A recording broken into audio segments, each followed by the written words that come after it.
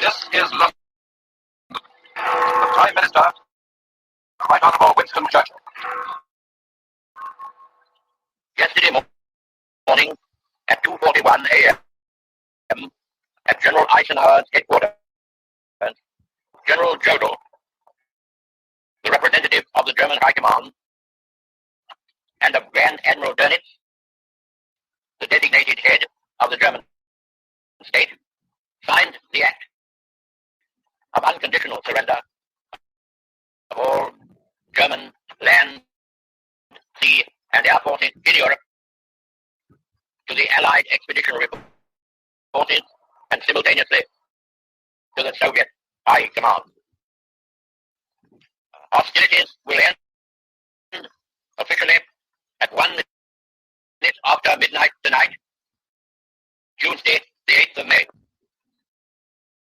But in the interest of saving lives, the ceasefire began yesterday to be sounded along all the fronts. And our dear Channel Islands are also to be free today.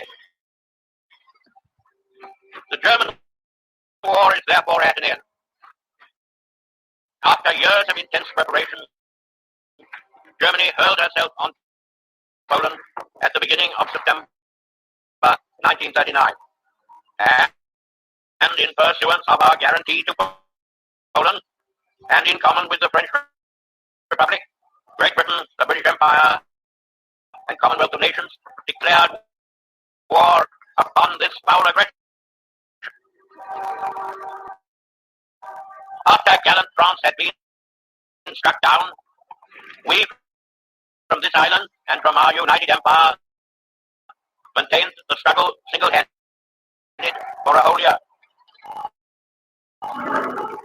until we were joined by the military might of Soviet Russia, and later by the overwhelming power and resources of the United States of America. Finally, almost the whole world was combined against the evildoers, who are now prostrate before us. Our gratitude to our splendid allies goes forth from all our hearts in this island and throughout the British Empire. We may allow ourselves a brief period of rejoicing, but let us not forget for a moment the toils and efforts that lie ahead.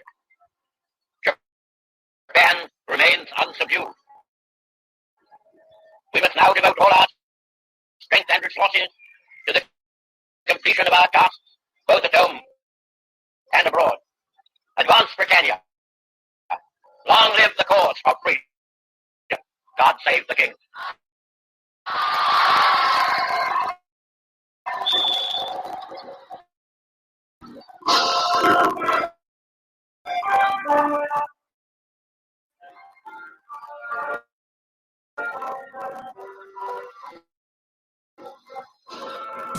I went over to show. Sorry, it's DJ. I think this is what people, or a toy shop, a little bit too about the situation. I think the you actually been involved with.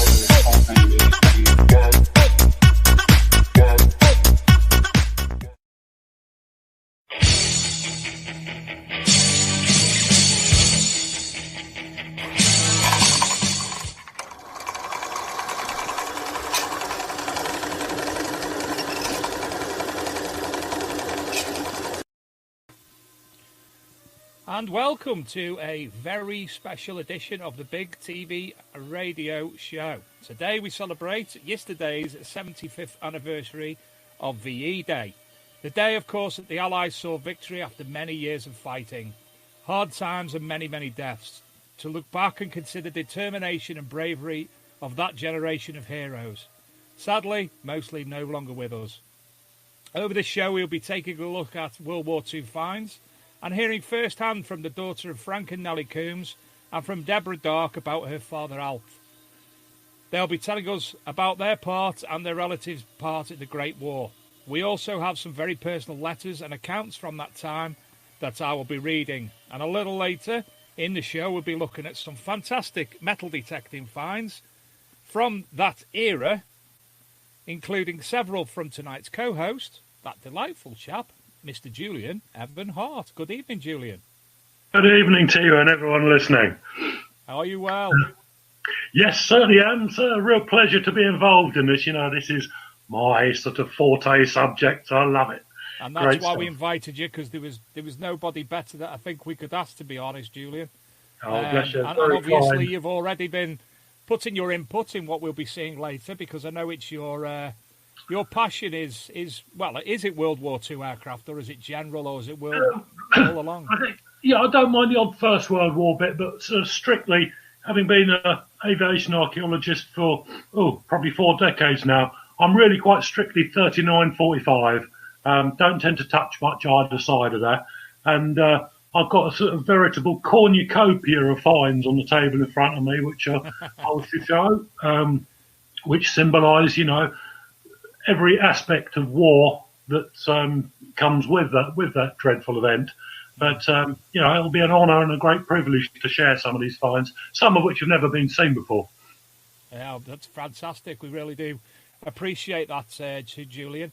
And I'm sure you've been keeping abreast of all the finds that on the thread as well that we started. Yeah, absolutely fantastic. I love the cat badges when they come up. That's such a personal find. Just marvellous. Got a thing about cat badges and things that are personal, because in many cases I've had the privilege over the last 40 years of returning personal items back to families of people who were killed in the war. American dog tags, wedding rings and things like that, which, it puts you into that context of, without a metal detector, I could never have been involved with this. I would never have found these objects. But to be able to hand stuff back to the family, it's almost as emotional for the finder as it is for the family to receive it. Amazing stuff, absolutely amazing to be able to do that. I mean, there's two in particular on that.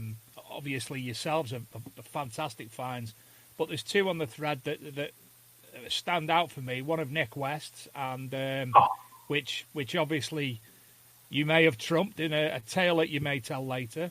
Well, it's possible, but I don't think so. I mean, bless another Nick. one I've added there that was I was tagged in a thread on metal detecting war relics, Nick West's site today, and there's some fantastic trench art that I've been able to utilise tonight. I saw that Stunning. chess set. Yeah, absolutely stunning. So obviously we'll look at that later. So without further ado, we'll move on. What time is it? It's only 8:10. So there's a piece that I wanted to. There's a couple of things I wanted to give mention to, Julian, and I'm looking for it. First of all, there's a book by a metal detectorist and friend of mine called Dave Donaghy. He started metal detecting. His wife I knew for a while, and she'd asked my opinion and put him in the right way. And next time I actually saw him, or the first time I met him, was on one of my rallies, and he got gold, and I'm still waiting. So, A Boy's War. It's set in Liverpool in 1940. And it tells the story of Freddie, a 12-year-old boy with a taste for adventure. Very much akin to, I can't remember the name of that film now. Machine Gunners. No, the other one that was very famous female actress in it. And a brother who kept on, he had to draw the tights lines at the back of her pants, back of her legs for her. Can't remember what it was called now. Anyway, it's not dissimilar to that. A lot of, going around people's houses when it's been demolished and what have you, and taking bits and bobs and trying to get the, very much in the sense of the machine gunners, get the aircraft parts and what have you. Also, one of the books I mentioned to you a couple of weeks ago by Pat Cunningham, White Peak Air Crashes, fantastic book. It's actually one just up the road from me that I wanted to give mention to, and I'm talking minutes away, Julian, to the point that I'm going to have to actually contact the landowner at some point. A Douglas C-47 Skytrain crashed at Bosley, which is minutes from my house. Hmm. How many occupants? 7 occupants, 3 passengers, 4 crew. 6 of them died.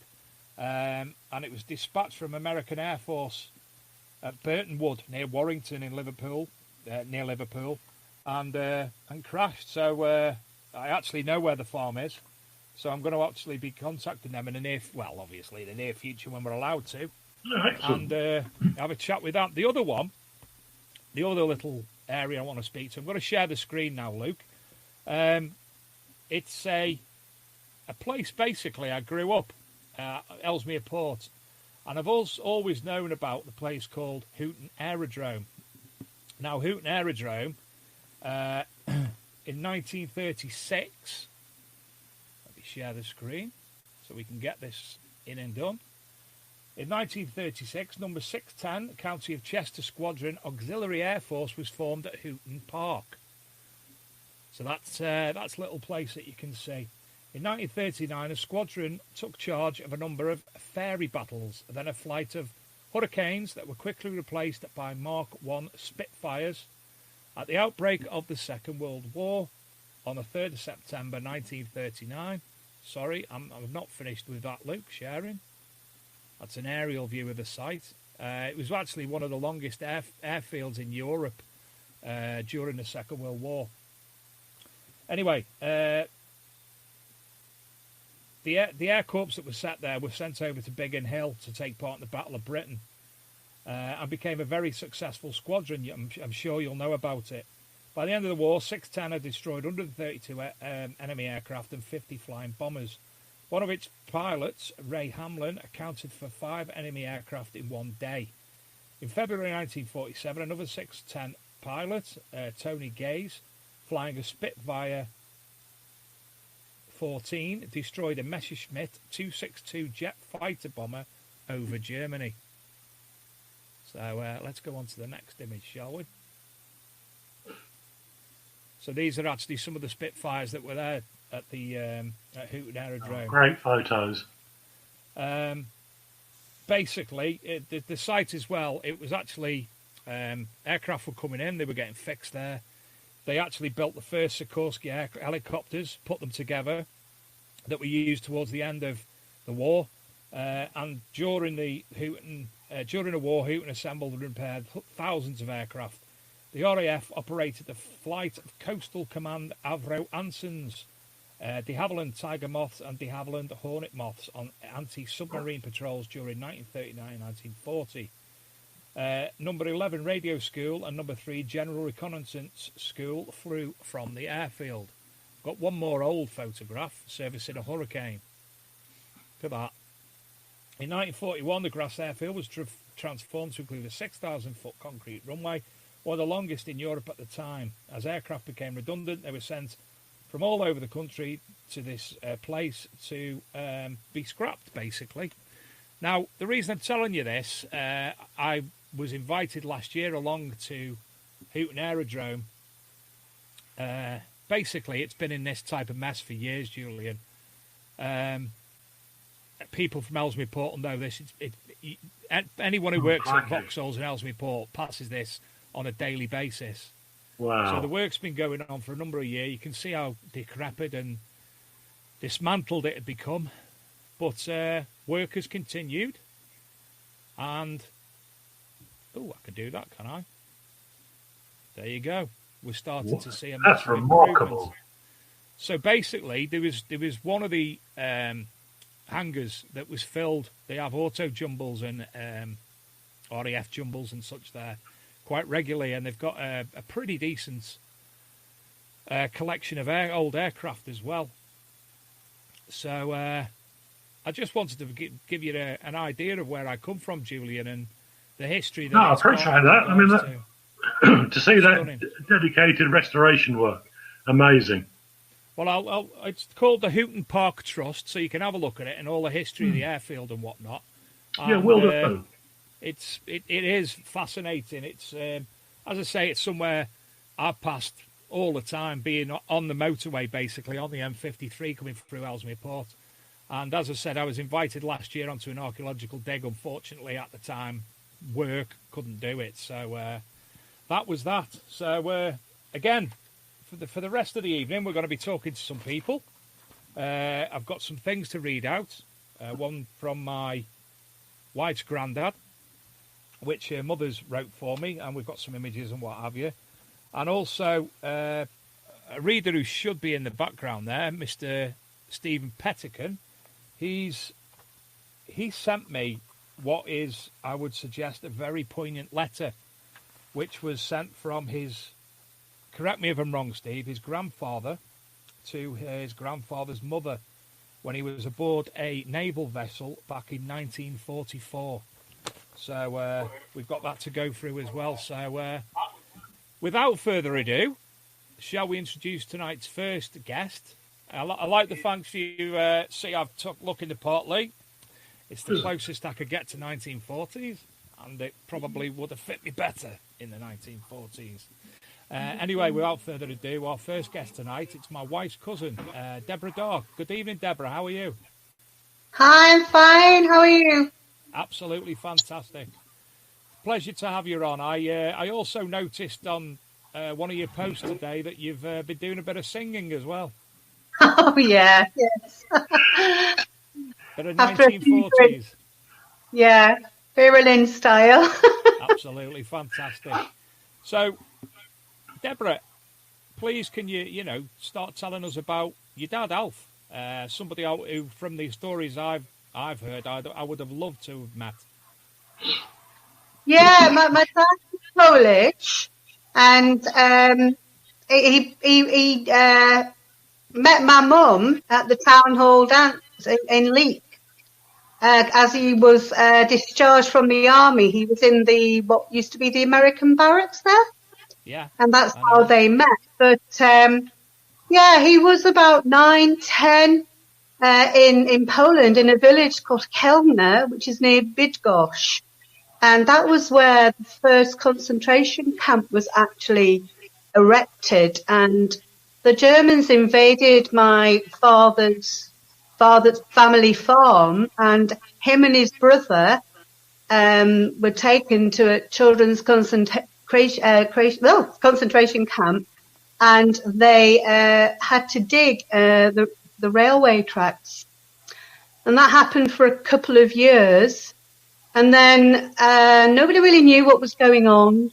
And then they got word that the young men were going to be enlisted into the German army, and some escaped. One of those was my dad.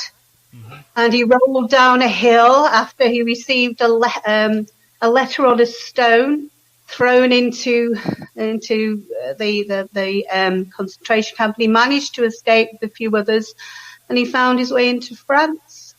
And he was there for a while, and then he was asked to join the French resistance. And again, he had to trust everyone, and he helped in that cause. And then he was enlisted into the army, the Polish Corps, the British Army. And we actually you haven't seen that photo. We have a photograph of him shaking de Gaulle's hand in a square. And the year after my dad died, we actually took Mum back to Lyon to see these areas, because he would never go back because it was a very big secret issue, and he was not allowed to go back.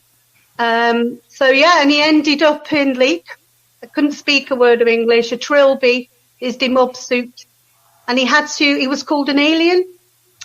And I've got all his papers, and he had to report to the local council office every day, and he had to sign and agree to take any work that he was given, otherwise they would send him somewhere away.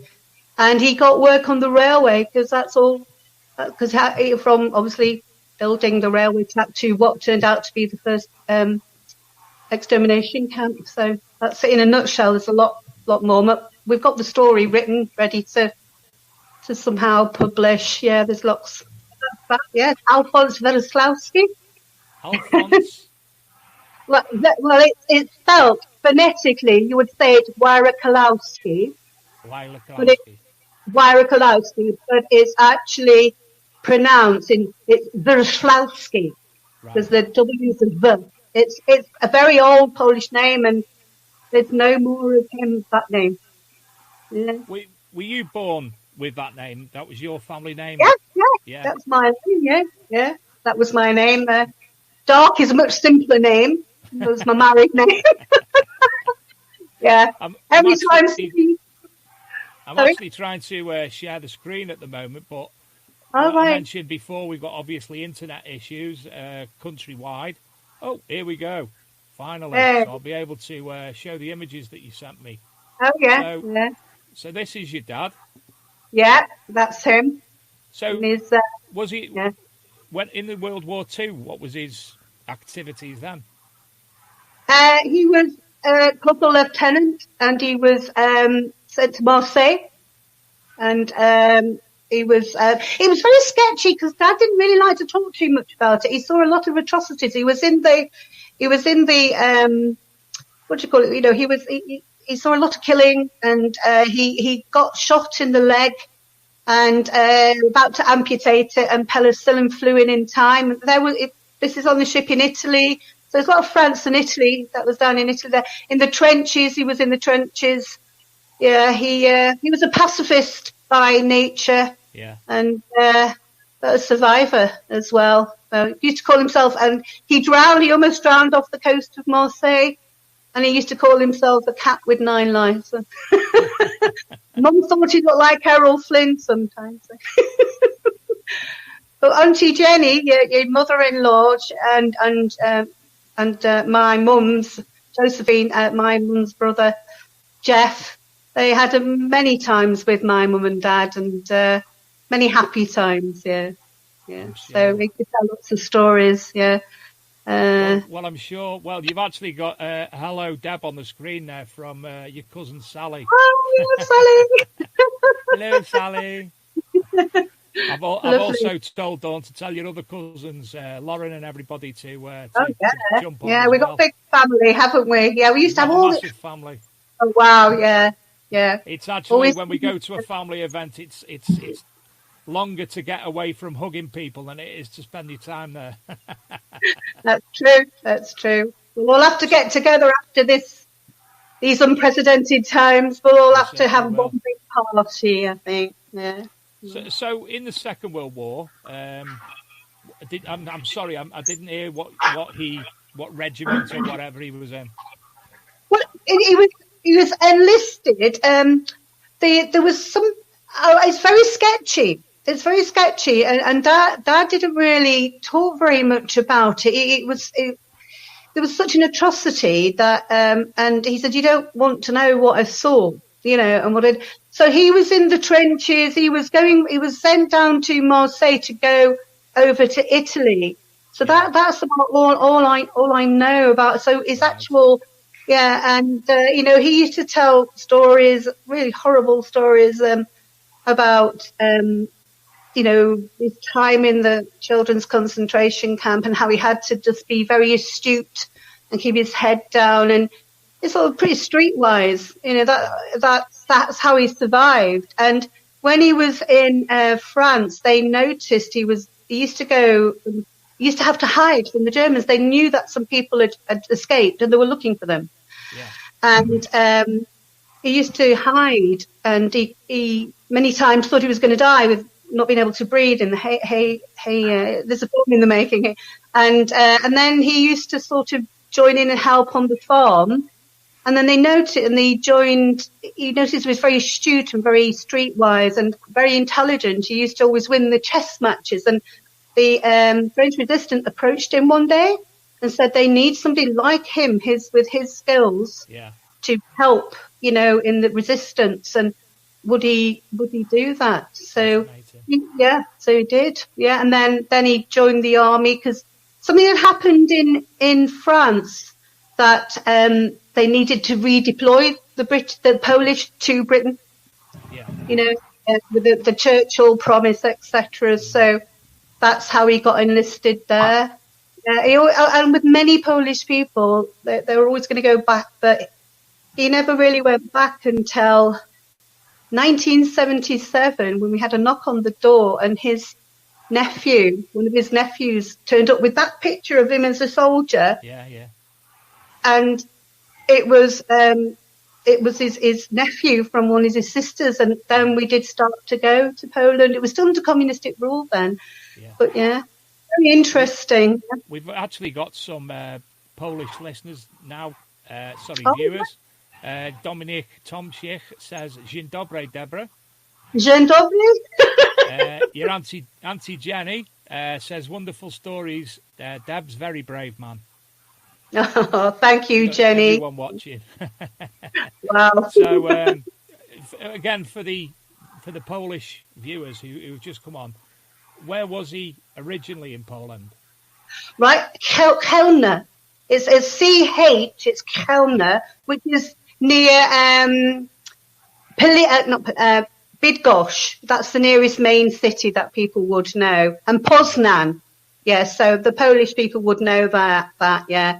Yeah, and it's quite a small village, but that's where that was the first concept. There was a railway going line, and that's where it was going to, the first extermination. Yeah, well, the very first one before, the ones. I've been to Auschwitz, but when we went there with my kids and my mum, my dad wouldn't go because he's obviously new. But have you been, Dave? I'd love to go to. I've not been to Auschwitz. It's one of them places I'd love to go to. I've been invited over to, name eludes me, by the company Rutus. We were a Polish metal detector manufacturers. Right. I was invited last summer to go on an archaeological dig. Wow. I've made a lot of Polish friends through metal detecting from a group called Team of Yorkshire. Right. Hello to everyone from Team of Yorkshire, and they invited me along with them at last summer's dig, but again, unfortunately, work. So well, yeah, my dad, when we went back, and the Russians had overtaken Poland before the Germans. Yeah. And he remembered as a young child going to his grandma's, and they were burying the silver and and he couldn't remember, so you could go and have a look there in the house. The all interesting you can find. Julian, I'll come with it. Yeah, come in. trip out, definitely. Have you got any questions or input, Julian? Yeah, sorry. I just sometimes I just sit back in awe of listening to things, and it's difficult to actually interject a question. But what a brave guy, and a real privilege to hear the story, because so many of these stories don't get told. Whole families were taken out. In my research, I've tried to relocate various items to families, and unfortunately, they died out mid-40s or sometimes by natural methods. And then, and I would say to this, like Deborah's done, if your grandfather is still alive or something like that, do talk to him and get the history, his experience. A lot of people don't like talking about it because they feel it's not appropriate, or they went through a lot. So I wouldn't push them on it. But if you can just show interest, and I mean, I've had the great privilege 40 years of interviewing everybody from Polish Battle of Britain pilots to German Me-262 pilots from both sides, all over the whole sort of forum of war. And, to get this history, and fortunately, I've had the luck to be in with publishers and get books published on it, so it's captured forever and never lost. But it does half make you think, listening to Deborah, how many of these stories, how much bravery will never ever be known about. And that's an amazing thing. And it's a gap that I think researchers like myself and many others, desperately seek to try and do. Research now is incredibly hard, and I feel so privileged, that I started it 40 years ago when a Battle of Britain pilot was probably in his late 50s, and there were plenty of them about. And I had unlimited information. Now, I did a book launch at Duxford, must be 10 years ago, and I think we had 16 Bomber Command crew attend that, sign the books and do everything. And I think there's only one left now. Wow. And that shows you how brittle the information gathering resource is. But, Deborah, brilliant. And it's so good and refreshing to hear that you've written it down. Let me tell you my dad kept a diary And he was very much like that. And he obviously wrote it in Polish, but we were taught a bit of Polish, and I taught myself even more. And so I'm slowly translating, and I have people that help me as well. But my mum was a prolific writer as well. So we've got all those memoirs, and it's a trilogy, you know, it's, so yeah. Can I just introduce you to Julian Evan-Hart, because not only is he Treasure Hunting magazine, but he's Greenlight Publishing. So if he can't do anything for you, I'm sure he'll be able to point you in the right place. Yeah, I've got quite a few contacts in the publishing world. It's probably not a book for Greenlight, I would say, because unless you can blend some metal detecting into there, Deborah, craftily, I'm sure we can. Treasure. Yes, I'm sure we can do something like that. But yeah, you know, when you've got your manuscript ready and your photos all sorted out, and you've got that thing you can present, through Dave or through myself, I'm easy to find on Facebook. Well, when I'm not being banned, just please get in touch. You know, obviously it's very difficult to say. One can never promise publishing. Obviously, it's a beautiful story to you, and I've been in the same boat. I've written 5 novels at the moment, and I've only managed to get 1 published because you think it's brilliant. In your case, it is. Is it commercially viable? Let's take that boat when you finish. And you know, any help I can give you on that one, you are most welcome. Thank you. I write plays. I write plays as well, and I teach adult drama. And I was asked by based in an Irish centre up in Newcastle. I'm sorry to digress. And they asked me to write a play about the immigration from Ireland into the area, and it was the parallels with any sort of person like Polish, Spanish. It was a very similar story. So, and we put that on as a play, and it was very well received. So, I think there will be some. But I know what you mean. It's a difficult area. It's the fine balance between you saying this is a story that needs to be told, and it does, and then the publisher will go, "I agree with you. I've seen it. I've experienced it myself," and they say, "But actually, it's not going to get on the shelves. You know, the investment for the return." Now, if that does happen. A lot of people say don't do it, but I say no, do in a case like this. Is vanity publishing. It costs all told, I think about £1,000 to get a novel done and a book sorted out. But it's £1,000 if you need to. That's well worth spending. But you know, maybe we can say in search of the family silver, and then it's the metal detecting element. I've had 1 book published, and I self-published it via Blurb, so there's also that option as well. I think I set it at something like, I think that they charge $6.99 per book, and then anything you want to make on top of that. So say I set it at $7.99, I'd get £1 paid to me for every copy sold. I didn't make a fortune, but I sold about 300 books. So I mean, it's ideal to myself. It's getting your story out there that's important, isn't it? It's getting the story out. Yeah. Thank you. Private publishing is an avenue well worth looking at if we come up against loads of brick walls, because if you don't, it turns into a pile of letters, and you never know. But down the generations, 100 years' time, people do have a lack of respect and think, no, that's really old stuff now, you know, and it finds its way in a skip. But if you condense it and put it into a book, that's brilliant. Thank you for your advice, gentlemen. David Donaghy's, the book I was on about before by Our Boys War by Dave Donaghy. This was by austinmacaulay.com. So there's again, it's another avenue entirely. There's all sorts out there, Deborah, and I'll tell you what, I'd buy a copy. I'd love to read that. It'd be fascinating. Oh, thank you. Thank you.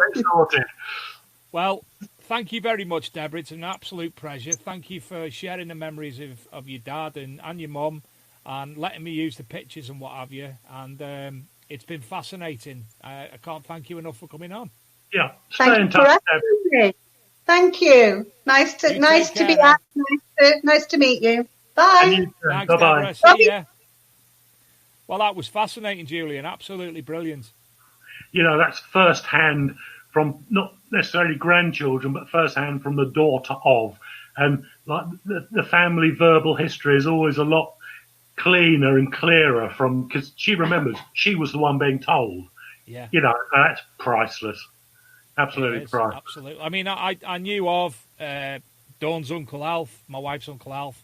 I knew about him being Polish and coming over during the war and what have you, but I've learnt a lot myself. And it was only by going on Facebook yesterday and obviously her sharing the image and her sharing the some of the story that I realised, hey, you know, there's a fantastic story that needs to be heard.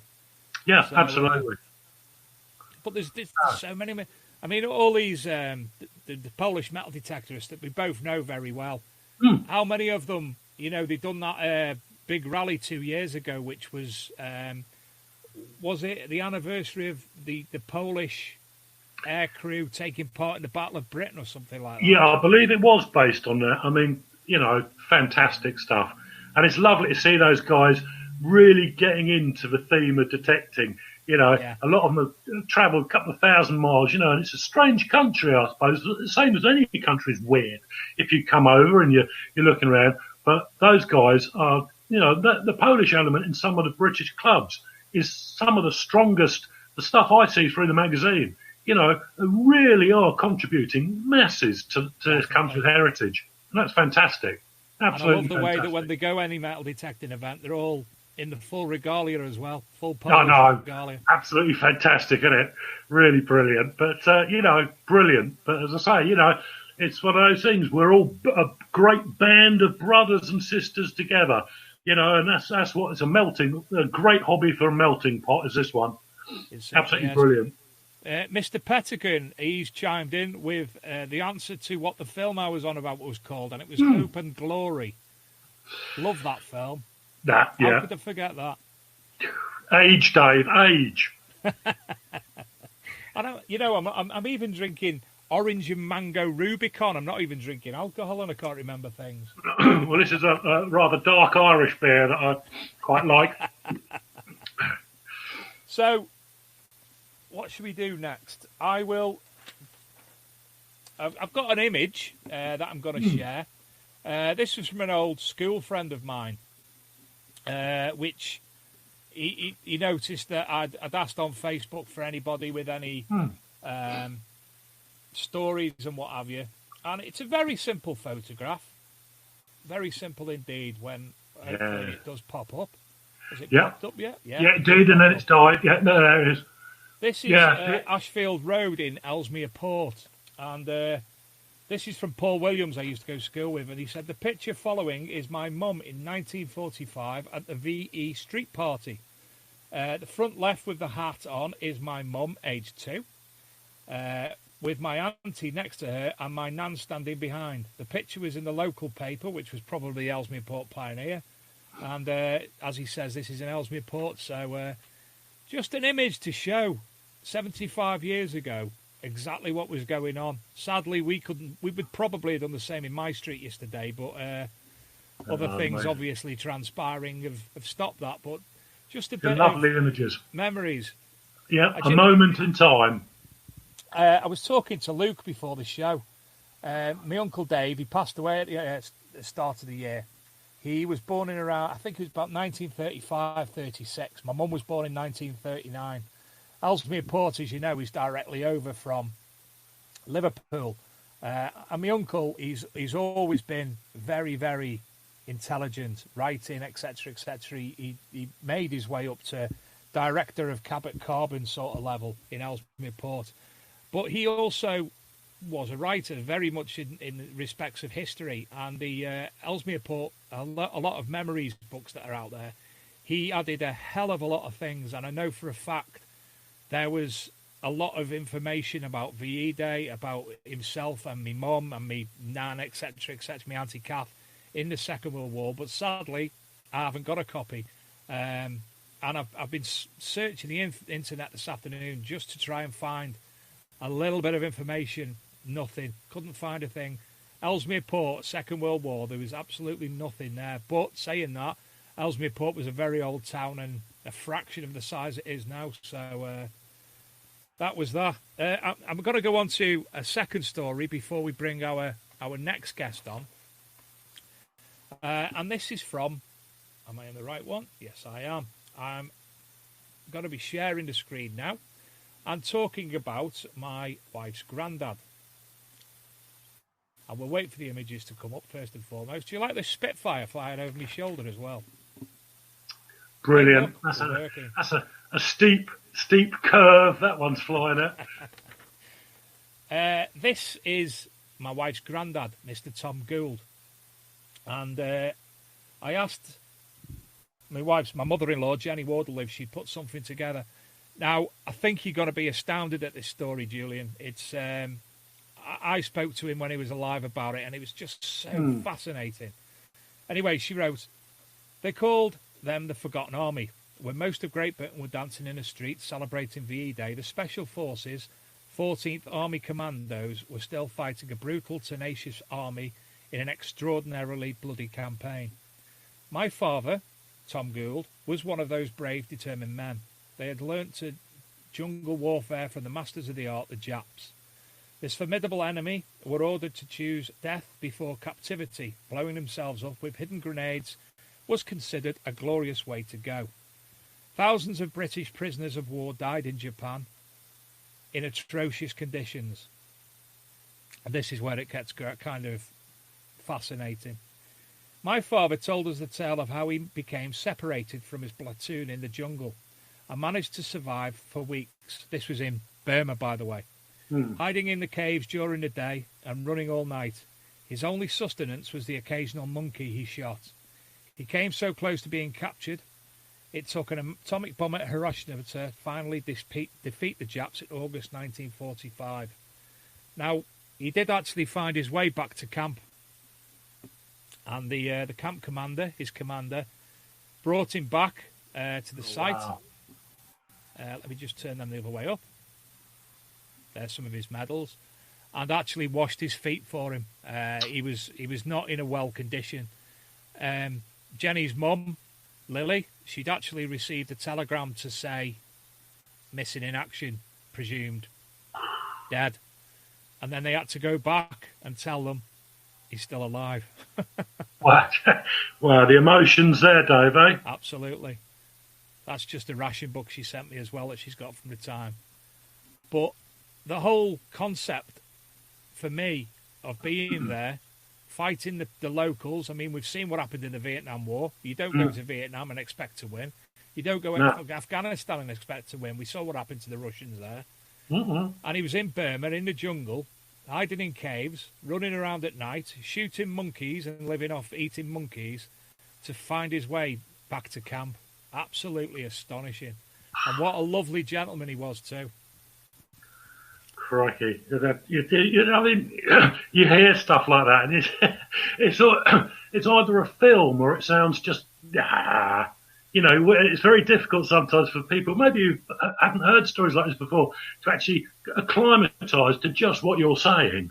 I mean, even yourself sometimes, even when I say stories sometimes, it comes out and then you sit back and you think, he just told me he did that. And it is half the fault is, and I say it fault in speech marks, is when these veterans describe to you, they come from a generation where, well, what's the problem? I was hungry, so I bloody shot monkeys. We look at it and we sort of, but I've talked to a lot of that generation, and it's like, bless him, Captain Colonel Tom. A lot of these people, they tell you the stories and you just sit there and, and they said, well, what's the matter with you, mate? It was my job. So there's a great humbleness and great sort of honour in dealing with that generation because, I always say, a lot of them turn around and say, well, I've got a brown paper envelope through the door, mate, and that was me. I had no choice. True enough. But, what these people achieved, what they experienced, it's absolutely amazing, but they took it in their stride. You see photographs of people in London sitting in the middle of their house, which is a lovely 3-story house. It's been hit by an SC-50. It's all spread out across the street. And what's she doing? She's drinking a cup of tea.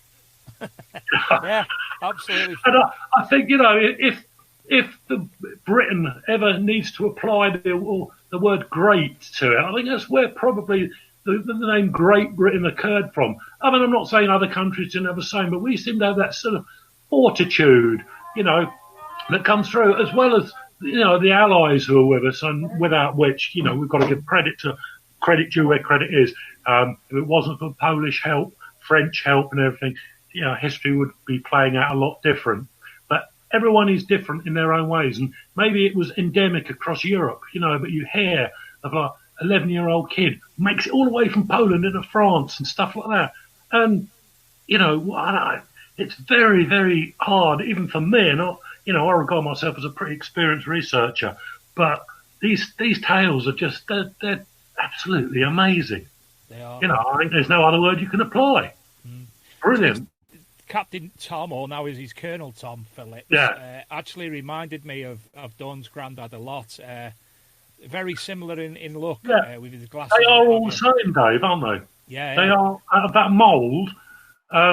But I remember a couple of years back, a friend of mine, Peter, we arranged for a Defiant gunner, to meet the flight mechanic in a Junkers 88 that he'd shot down. And that, for me, was just, I sat in the car, a full Granada it was, going down the motorway with a German flight engineer next to me, who was then about 70, I believe, and Tony Staples, the gunner. And I thought, this is unbelievable. Could Tony Staples ever have believed he'd be sitting in a full Granada with the guy he shot down 50 years ago? The German guy, now his attitude was slightly different. He just said, brilliant, take me down the pub, we'll have a few lagers, and he was quite a fit little old boy like that. Tony Staples, he was a true, sergeant of almost the officer class, cause he just turned around and said, he goes, what are we going to do then? Dig the old bloody German aircraft up, are we? He goes, well, it was, and I said to him, they met, and they were brothers of the air, but you could tell there was like a difference between them, sort of thing. But they were both of that same generation. But the RAF gentleman was very much of, it was a job, whereas the German flight mechanic just thought, we had the access to all the brothels in France, drinking champagne. I was only 18 years old, bloody good time. Then we get shot down over England, sort of thing. But it was quite amazing to listen to these guys talk, because at the end of the day, they were teenagers. And when Tony was a gunner in a Defiant, he couldn't even drive a car. And you think sometimes, not all, but sometimes you wonder whether there's a lesson there for today's youth in some ways. These guys, a lot of Battle of Britain pilots couldn't drive at all, and they come up the base light, and when things were getting hectic, in August, September, 1940, some of these guys had 4, 5, 6 hours experience on Spitfire. All right, mate, that's fine. You can take on the Luftwaffe, But no, absolute nothing but praise. Nothing but praise. I've actually got a confession, Jules. You've met me, you know me. I'm quite big, quite robust. I have a phobia. I'm shed scared of thunder, and it's going like mad here at the minute. Really? Yeah. So you might have seen something. You might have seen something pop up at the bottom of the scene. Don't worry, Thunder Buddy, I'm here. This is my family friend Jeff. I think we've known each other for about 8 years now. Our kids started the play group the same day. So it's always been a standing joke that we are Thunder Buddies. Well, I don't know. So I like that here. You bless you, mate. I tell you, Dave, there's no excuse. You need to man up. I was on Whitstable Beach 20 years ago when we blew up £500 worth of German explosive. We dug a Dornier up, and there was a load of SD-50 bombs on there. Bomb disposal came down, closed off most of Whitstable, got out on the beach, allowed me to film it, still got old VHS film. And they're only, SD-50, that's £110 in weight, roughly, I believe, £65 worth of HE in each bomb. Now, that's the Germans' smallest bomb they dropped over the, apart from the incendiaries and the little bean tins of wings, I can never remember, butterfly bombs. And I was standing half a mile away, and it blew my eardrums out. Yeah. And I thought, the people of London and all the other cities across Europe who experienced bombing from that, I just thought, and there's you harping on about a bloody thunderstorm. No. Dad, I'm scared of thunder. Yeah, you'll be cuddling her when it hits you. That's the type of co-host you see I make. You can start talking about thunder, and within 5 seconds, I've got it on the subject of German caliber bombs. It's how diverse can you throw at me, and I'll blend it back to the subject. Shall we bring on our next guest? I think we should. We should. She's been waiting in the background for a while. Come on, Luke. Here she is. Good evening, Helen. Hi, Helen. Hello. Good evening, Julian and Dave. You've changed your view from earlier. You're not in the same place. I am in the same place, but the light's been turned on, so it makes me look orange. Sorry. You're not Donald Trump yet. But I couldn't see anything in front of me, so I had to turn the light on. Well, thank you for joining us tonight. It's an absolute pleasure. And you're going to tell us about your mum and dad. Let me just pull up my paperwork because I've got so much going on. Frank and Nellie Coombs.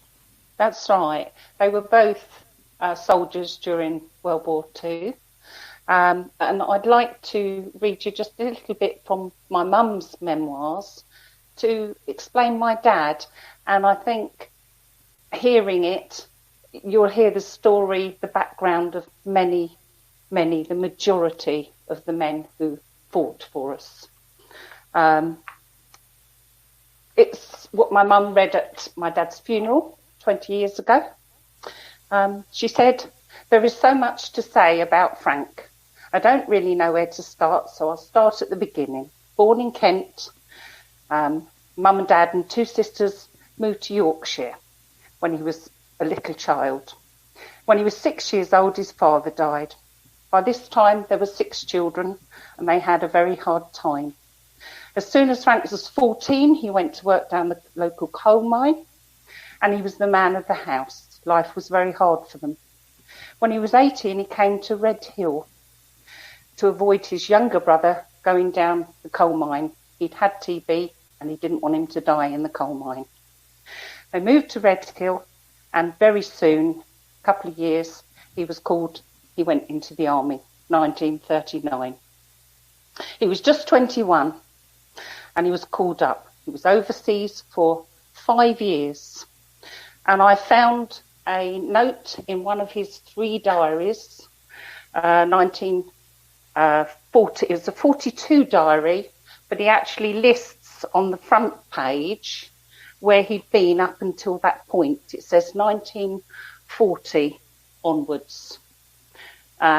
Started at Scotland, France, Africa, Ceylon, India, Palestine, Egypt, Syria, back to Palestine. That's up to 1942. So probably within a year, he travelled all over the world. Later to go on to other places, Tunis. He was in the Battle of El Alamein and Tobruk. He went to Tripoli. He went to India. I'm not quite sure how it all moved around, but really the army showed him the world, but obviously not in the nicest of views. He was a lance bombardier in the heavy Royal Artillery, so he was on the big guns. And he told me that the gun was a 3.7 or 90 millimeter anti-aircraft and field gun. So they were shelling at a distance. During this time, I did ask my dad lots of questions as a little girl and constantly until he died. He told me that he'd been brought up as a Wesleyan in Yorkshire, but being in the war turned him against religion. He didn't feel that he could believe in religion, having experienced what he had. Having said that, he didn't regret the fact that he'd been abroad for 6 years in total, because he would do it all again to fight for his country and his people. And I think he's very atypical of that generation of men and women. I loved him very much. He was very much a man's man. And on his leave, in November 1944, he met my mum for the first time, and in a pub. They'd been writing, and they were married 6 weeks later on another leave in March 1945. My mum was also a soldier. She was an ATS soldier. And again, in her memoirs that I wrote before dementia hit her too far, she wrote about her experience in the army. So I'll just read that because it's her words. The army. I told Mum I was going to sign up with the ATS. I didn't ask her permission. I just did it. I waited for notification and was sent for a medical in Croydon. My papers came through. I had training at Guildford, 6 weeks at Queen's Camp. A lot of drilling and marching. I think it was here that I met my friend Grace. We got on very well. My first posting was Longtown, Cumberland, Carlisle. And she describes that as a dead and alive hole. I'm sorry, Cumberland, Carlisle, but that's how she describes it. She was a storewoman sorting uniforms and equipment to be sent overseas. There was a dance once a week and they used to stamp your hand, and there were no tickets. She enjoyed the dances, and sometimes they were invited to the American camp, which she loved, because the men were there, of course, and she enjoyed it. Her next posting was in Shropshire, but her last posting was Wimbledon, when she took duty as a telephonist. She said she quite liked this work. It was interesting listening to the conversations. Not for long, though, as the switchboard was too busy. It was attached to the War Office, and we never knew what the place was really about, strictly a need-to-know basis. Oh, I remember that I worked for a while in Kensington as a telephonist, and although we didn't realise it at the time, I was putting through calls to the War Office over the D-Day operation. And it goes on to explain how she felt that all the serving sailors, airmen and army were her heroes. And she used to write to them all the time, so many that her sergeant said she was going to get her own postbox. My dad was one of them. And that's why they met when he came home on leave. And really, I just feel that these people, this generation, were so wonderful. And the fact that we're losing them is something that we need to consider and find a way of keep remembering how stoic they were, how much they went through. My mum and dad taught me and my 6 siblings to work hard, to look after others, but always to have fun. Something which they both continued to do after they'd left the army, started the family, had all us children. They were heavily involved in the British Legion activities. My mum got a certificate of merit from the British Legion for all the loads and loads of money that she raised for them, doing walks, jumble sales, barrel rolling events. And my dad was usually the driver that used to cart a caravan, a piano from one place to the next, so that these things could continue. You know, they were people that did not expect anything given to them. And they were my mum and dad, but I really believe they reflect generally the character of the people of their age group and what they went through before the war, what they went through during the war, and how they then subsequently learnt how much life should mean to people, because a lot of people lost their lives. So I do feel very strongly about it. And I feel honoured to think that they're my parents. I have some pictures here of I don't know if you'll see it. This is the Mauritania that my dad was transported on. That's a picture of that ship. His medals, he got the Africa Star and the Italian Star and the War Medal 39-45 and also the Star for that. So 4 medals. My mum had 2 for the ATS, which are here, and her cap badge on the top there. I noted that you like the badges, Julian. Lovely to see. So there's her badge up there. That's her original badge. That's her too. I don't actually have my dad's here with me because they are in keeping with my brother, but I do have a picture of them, the 4, plus my mum's on there. So, you know, I also have my dad's war binoculars. Oh, crikey. Wow. I also have I don't know what you call it, but he called it the Pope's penny. When he was in Italy, and the Pope came to a balcony, and his, I don't know, the monks or whatever they were, but priests, came round and they gave the soldiers, I don't think you can see it very well, but he called it the Pope's penny, and indeed there is a penny on it, but it is designed as, you know, something that you wear. Yeah. Oh, crikey. I don't think I'm quite getting that there. But yes, he was very proud of that, even though he wasn't religious by then, but he was very proud to receive it. I've got a little map that's with his many, many, many pieces of paperwork, which he left me, or us, our family, my mum. It was, you know, there's lots of pieces of newspaper that apparently they used to pass from one line to the other in back, so they would understand what was going on, back or front. Quite an interesting concept there.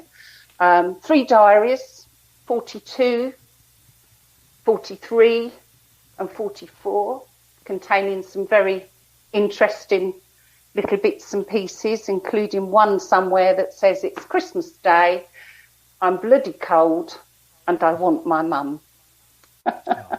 So, you know, I think there's a lot of telling in those things, that these were human beings who did quote what he did say. I just did what I had to do. You know, so yes, we should always remember them. And I believe support the British Legion for not just the World War II soldiers and families, but obviously all the combative things that have happened since, and sadly will probably still continue.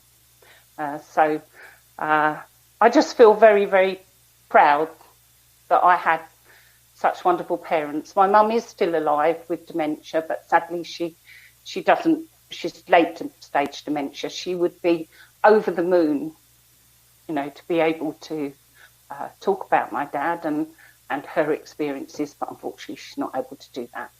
So that's why I'm doing it, for them, for my family, and for all the others. Captain Tom is one of them, and he's wonderful. I love him. You know, it's just very emotional, and we can't express how grateful we are, can we? Not really. We can't. And it's an honour listening to your story and learning about your Absolutely. mum and dad. Thank you. And something that Deborah, who was on earlier, she spoke about how she's put a book together of her dad's life. At Yes. this time, where we're in lockdown, where we can't go out, I think a lot of people should actually get their families' experiences and tales and memories written down or recorded for future generations. Yes. You know, it's not as hard as people would think. It doesn't have to be perfect. Even if it's on a website, make your own blog and put the information on there. Mm-hmm. There's so many people who would be again, honoured to be able to read about other people's experiences. Absolutely. Yeah. Yes. So very much so. Yes, I am putting together. We've got a huge family. Obviously, I'm one of 7, and my mum now has something like 70 descendants. wow. With children, grandchildren, great-grandchildren, great-great-grandchildren. So it's a huge family and lots of history, lots of fun. Yes, so I'm sure it'll keep me busy for my lifetime. Well, again, it's something that I'd love to be able to read and appreciate a little bit more than, just chatting about the basics instead of obviously the deep stuff and the diaries. And I love diaries. I know it's totally different, but when I was young, my favourite book growing up from 10, 11 was The Secret Diaries of Ada and Mole. Then I read Anne Frank. You tried to remember that earlier, didn't you? Yeah. The Anne Frank diary was, that was something else. And I've read, there's a book I've just pulled off the shelf earlier by Miklos Nienez. I was Dr. Mengali's assistant. And there's so many books out there. Deborah mentioned about Auschwitz before. And again, it's something that you can read about, you can study, but I think that book put it into perspective. So being able to read accounts like your own, your family's accounts of your mother and your father and their accounts of the war, it's something that should be put down for prosperity. Yeah, no, absolutely. I've got here a little book that my dad said he carried with him. He was given it, obviously, by the army. The Gospels. It's a little book of all the 4 Gospels. So that went all the way through the campaigns with him. Wow. Which is, I've got so much stuff. I keep meaning to go to the War Office and try and find somebody who can help me understand it all. But, it's not that easy, is it, when you don't really know? That gentleman in the middle there, the one with the bald head and the glasses, ask Julian. him. Julian is his name. I'm sure he'll be able to help, or if not help, put you in the right direction. And yeah, I'm certain we could sort of, I mean, it's a big task, but this is why I say it's important to do it, because there are history books, there are millions of history books. But what is always forgotten is the grassroots level of experience. History books will tell you about the VCs and, brigadier generals. But what happened? What about poor old Private Smedley? Tends to get a little bit neglected, and it's the efforts of people like yourself who bring this to fruition. One, it's a marvellous legacy to leave for the future. Your family and descendants. It's a fantastic tribute to do. And I'll promise you that once you get in the flow of doing it and you do stuff, I would say internet is a massive source of information. You've got a document, there are plenty of websites out there, and even if you bounce a few wrong questions on them, nobody minds. If you've got a document, take a photograph and go from grassroots and basics. Found this in my granddad's stuff. Anyone idea what it is? And then you can, your next chapter in a book, jot it down, and it can be a slow process or as fast as you want to make it. Yes, I do enjoy doing what I'm doing. Yeah. Trouble is, you get sidetracked too much. This is life in general, isn't it? I must admit. It's, I'll say, if I can be of any help to you, it's not a problem. And, you'll have my full support in bringing that to fruition. And even if we can't find a publisher, the options are, as I say, of vanity publishing. And why not? That's what it's there for. It's not all about money. The important thing is to tell your mum and dad's story. Doesn't matter if it makes £1 million or it's a bestseller. That's, brilliant if it was. Let's look at it practically. It's probably not going to be, but that should never, ever deter you from doing it. And if your family's that big, a £10 kitty at Christmas, get your publishing fees paid and sort it out. You can chuck a pile of paper at them and they'll do it all for you. And then, of course, we've got the likes of WordPress. It's a blog site which you can fill in your consent and go in bit by bit. Yeah.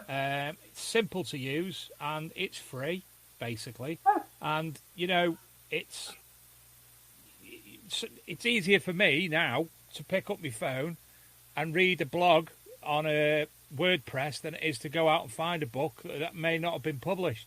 You know, you can put individually, you can put the information that you read out there tonight, your own and your family's thoughts on it as an introduction, and then go from there. I'm sure your son will be able to definitely point you in the right direction there, because we use a little bit more in-depth version for the magazine, but that's what we use basically.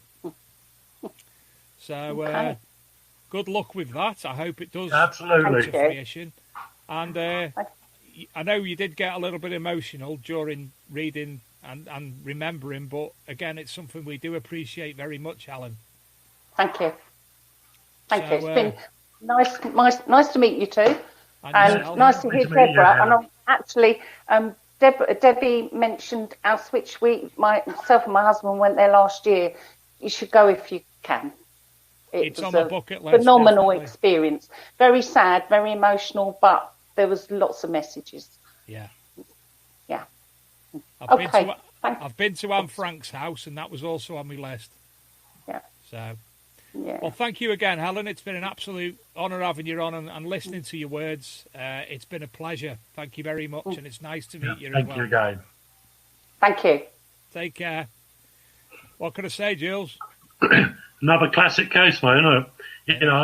Again, the people like this are driving forces in their family. You can leave it so long and then it becomes overwhelming, and it's already 75 years past since a lot of this has happened, but it's still, a good time. People's memories are still about, and you can count those. Once the people who actually participated in it or their children pass on, it becomes that one step more difficult. But even the difficulty that's presented, a dedicated family member wants to do it, will do it. Absolutely. Do you know, I forgot, something's just come into my head. When we were talking about my wife's granddad and the monkeys, she said to him when he was in his 90s, because she'd go to the home to see him and what have you, he'd say, "I've had a great life, Dawn. I've had a brilliant life." And the joke was, "Yeah, it's because of the monkeys. That's why you've lived so long." Well, what I'll do now, Jules, I'll move on to our next piece, which again is images. It's a letter. Okay, let's go. From 1944, and then we'll, for everybody who's been watching and waiting for the metal detecting finds, after we've read this and me and Jules have had a bit of a chat, we'll start looking at the finds on Facebook. So again, we'll share the page and wait momentarily for that to load up, because it's got one of them. Oh, it's started. Look at that already. Wow. Where am I? There I am. So here we go. So, as you can see, there's a letter. This is a regular listener and friend of the show, Mr. Stephen Pettican. It's his mother's father, his granddad, Frederick Milton Johnson, who passed away in 1990. I'll read straight away instead of giving you a breakdown, because the story obviously tells all. Dear Mum, here I am again after a spell of rest. I sent a field service card yesterday, and I hope you have received by the time you get this. A call came over the ship's radio just now to say that you can tell your experiences to all the folks at home. So here goes to tell you my little bit in the second front. Well, as you know, D-Day was put off for 24 hours. So it was early Monday morning when we set out. Come on, page. Let's go backwards that. There we go. For this place. And I must say, we were all in a very high spirit, and we were in a way that we did not give a damn what was in front of us. In a way, sink or swim. And so we continued all Monday. Just about 1 o'clock Tuesday morning, we had an order to stand by to pick up survivors. We picked them up. They were two Matilots sailors whose craft sunk after we got them settled down in our craft. We moved off only to find we had lost the rest of the flotilla.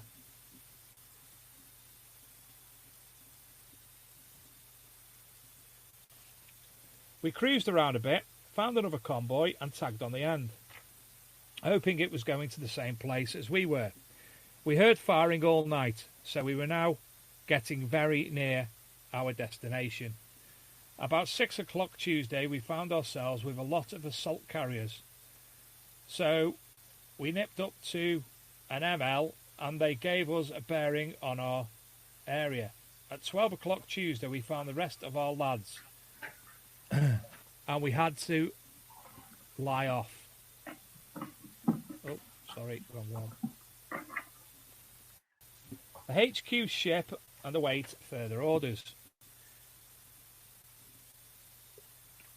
which came that night when Jerry had a pop at us, but I can honestly say I felt quite safe because the Navy can sure put up a barrage when it likes. In fact, it's about 100 times greater than the Gwent Fate, and you know how they used to send the fireworks up there. Early next morning we had it again. He started dive bombing, and before we had to lie off,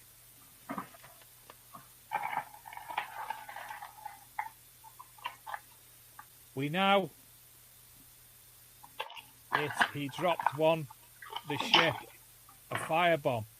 That's the nearest I have been to seeing a pair of wings on a harp for a long while. It's funny, though, he can never come over in large numbers. By the way, the bomb was put out in 10 minutes. The next day I had the privilege to step ashore in France, and we stayed there all day. I did a little bit of walking and saw a couple of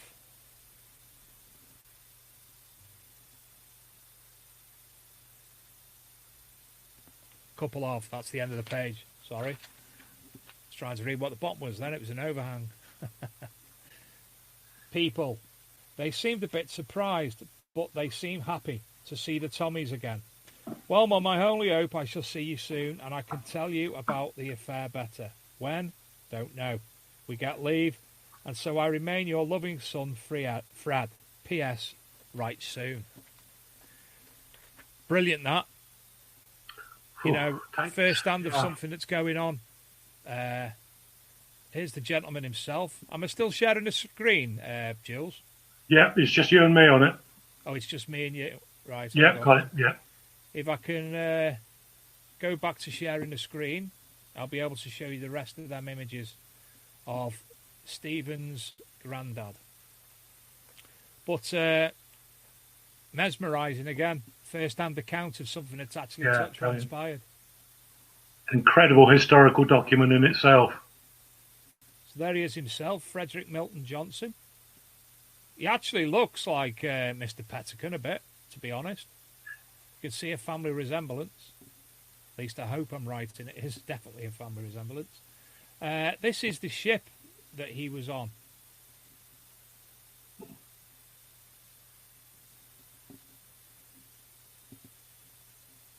This is him again.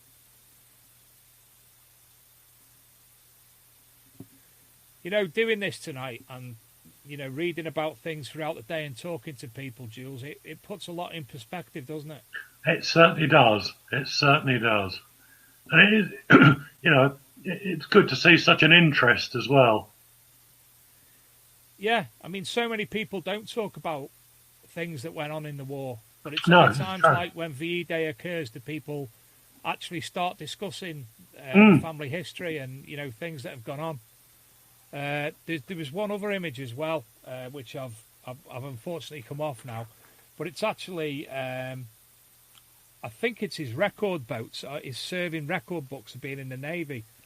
And it's got a list of the ships that he was on, the rank he was on, the dates that he was on the ship, cause or discharge and other notations authorised by Article 606 in 1946, 19th of July 1946. His release clause was instigated. Absolutely fascinating. So, Steve, that was brilliant. I really do appreciate you sending that over, and I hope I did it justice reading it out. Again, another fantastic piece. Yeah, real privilege to have an insight into that. It certainly is. So Amazing. there you go. That's the stories. That's some fantastic things going on. What do you think, Jules? Just, again, sometimes it's awesome to think that those little bits of paper are written by somebody who was there. They'll carry that atmosphere, forever, really, and particularly for the families. What a thing to be able to say, that my dad and my granddad did that. And, I guess there's still there's a lot of people in Britain who can. But unfortunately, there's not so many people who've got the documentary evidence. Yeah. All right, you can have passports and all the official documents you like, but it's the handwritten personal ones which I really am particularly interested in, because they carry an essence that, as I say, the history book doesn't, the officialdom doesn't. This is almost like looking at D-Day through an individual's eyes. And all right, sometimes the detail might not be all there, but it's not that difficult to fill in the gaps. It's just, I'm looking at that, like when he was saying about the firebombed, I'm thinking, I wonder if you could trace the German crew that did that.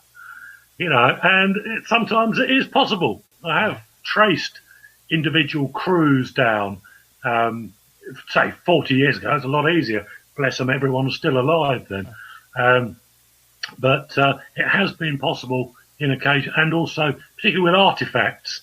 In the hobby of metal detecting, it's always nice if you get a name on something, or you can attribute something. Sometimes because you know what the aircraft was and who was in it and everything else, that helps. Other times you can find really random objects and attribute them to a particular crew with 99% accuracy. I found years ago a German fired 20mm cannon shell, which you don't find inland. Very few German aircraft were equipped with the 20mm cannon in volume. Could have been a souvenir from down south. Yeah, possibly could have been. But this one wasn't, because I had all the different lists of the different Luftwaffe crews operating over Cambridgeshire on a particular night. And one of them, well, a couple of them shot down Wellington bombers. And where I found, and they'd logged their flight paths within reason, because no navigational equipment then, but they knew where they were. And this Wellington was shot down, and I know, helped by history, because the German pilot flew into the back of the Wellington, and I found a fired cannon shell next to where the Wellington came down. So I knew, well, I'd say next to, within about half a mile away. So I knew that Heinz Volker had actually fired that cannon shell in 1941. Brilliant stuff. Dave, let me know when you want me to. I've got a little bit of a collection laid out here. Let me just turn this thing round. Whoa, technology, are you going to let me turn you? Yeah, if you can. No, not very good, is it? I've got a few bits laid out on my table, which I can grab. So let me know when you want me to run past those at any time in the show. We could do that now, Jules. Firstly, though, we're going to play a quick game of 5 degrees of separation. 5 degrees. What is your link to Hitler? Well, that would be telling. Do you know what? I'll tell you what. I'll end with that. Okay. So, we'll go out of flash. Yeah, and I would just add at this stage, right? Thanks, Dave, for co-hosting. I don't have a personal link to Hitler, right? I'm not going to come up with it. Say 5 degrees of separation. What did your granddad do during the war? Well, look at this oil painting. Yeah, right. What I'm going to do is have a handful of objects. Now, being a researcher and historian, I know that this is a VE Day orientated issue. But I have things here, artifacts from Luftwaffe, the Americans and the British, because it's essential as a researcher to get the whole picture. So after 75 years, there's nothing political with these things, as were many of the German crews who I researched in the 80s. They would have flown whether it was a Nazi party or any other party, simply told to do it. And through my research, very few of them were actually believers in the Nazi party. They just came over, they had a job to do, which is what we were doing and the Americans do. So I'm going to show you a series of things Starting off with, these are all metal detecting finds or associated with metal detecting. And, just to give a little piquant view into the 1939-45 situation, which is the reason why we celebrated VE Day. The first little thing I'd like to show you, I'll try and hold it up to the screen there, is a little bit of plexiglass with a signature on it. This was from a Lancaster that took part in the Dam Busters raid and actually dropped the bouncing bomb on Zorpa. Now, somebody or many people out there will know that Johnny Johnson was one of the crew members on that Lancaster as it bombed the Zorpa. And this is part of the front dome that Johnny looked through when they released the bomb onto the dam. The plane survived the dam's raid, came back to Britain, landed, then was reused to supply drop to the French resistance. And you can see the signature better there. And was unfortunately shot down in France. So we excavated the plane on the side of the hillside, and this little bit of plastic was found, and Johnny actually signed it for me. So that, to me, wow, that's one of my most favourite artefacts. Other things here, in 1940, one of the crew members of a Junkers 88 flying over Bedfordshire, which was shot down by anti-aircraft fire or a night fighter. There was no evidence ever found. It plummeted straight into the ground, exploded, killed all 5 crew on board. But I do know that one of those crew members, for whatever reason, he probably shouldn't have done, had his wallet with Dutch coins on board. And I know this because there it is. Wow. That is they're Dutch coins, little Queen Wilhelmina, tiny little silver one there. You can see the violence of the crash has actually smashed the coins through the wallet. So that gives an idea of the ferocity of some of the air crashes that we have investigated. What we got here? Oh, yeah, as everyone has in their house, part of the armour-plated windscreen of a Junkers 52 troop carrier that I actually found while on holiday in Crete. As you do, the wife at the time was lying on the beach sunbathing, and I was in an olive grove at the back picking up bits of Junkers 52. So, that's one of the souvenirs I got. Other things are poignant and personal. In 1944, Junkers 188 was shot down over Essex, crashing at Great Lees. And these are some of the personal objects that crew. There's a little penknife there made by Gieshen and Forsthoff, and these are actually the navigator's dividers, or more accurately what's left of them. As you can see on both artifacts, they've got see the twist and the torque caused by impact. What's down here? From a B-17 bomber crash. There was one lieutenant on board this one, and 70 odd years later I found the top of his cap badge, which you can just see, which is the standard. They have an eagle with their pluribus unum written underneath, and in between the eagle's wings is a little disc. That's it. Again, another poignant find. Going to bounce now to the Battle of Britain. A group of Hurricanes shot down some ME-110s over Essex, and one of the counterbalance weights of an ME-110 is shown here. This one is a genuine Battle of Britain one. Interesting thing I didn't know at the time, they're covered in blue silky fabric, and you can even see where the guy cut out the fabric with a pair of pinking shears 80 years ago, and you can see the bend on the Jules, see how it's just flattened when it impacted the ground. We've got a radar tuning dial here from a Junkers 188 that was crashed in Essex. I actually found this just lying on the field surface about 20 years ago. And, just amazing what history lies around. What have we got here? Yes, classic EB-1AZ incendiary bomb. Has been defused. This one was on board a Heinkel 111 that bombed Victoria Station and got hit by anti-aircraft fire and came down at a place called Thorley Wash near Bishop Stortford. This particular example, although hollow now, there's no thermite charge in it, was picked up by a young boy who got to the crash site, thankfully, before the Home Guard did.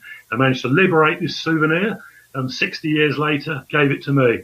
But again, quite unusual that you can actually attribute an artefact to a particular plane when it's an individual artifact. Let's have a look over here. We've got part of the yellow spinner off a Heinkel 111 night bomber that was shot down on the way to Coventry on, I believe it was 9th of April 1941. Shot down by a Defiant, again, which was a rudimentary night fighter, literally a Hurricane with a turret on the back with 4 Brownings. So very, snuck underneath the German bomber and gave it a burst, and it came down and crashed near Hitchin in Hertfordshire. Still got the yellow paint you can see evidence of there.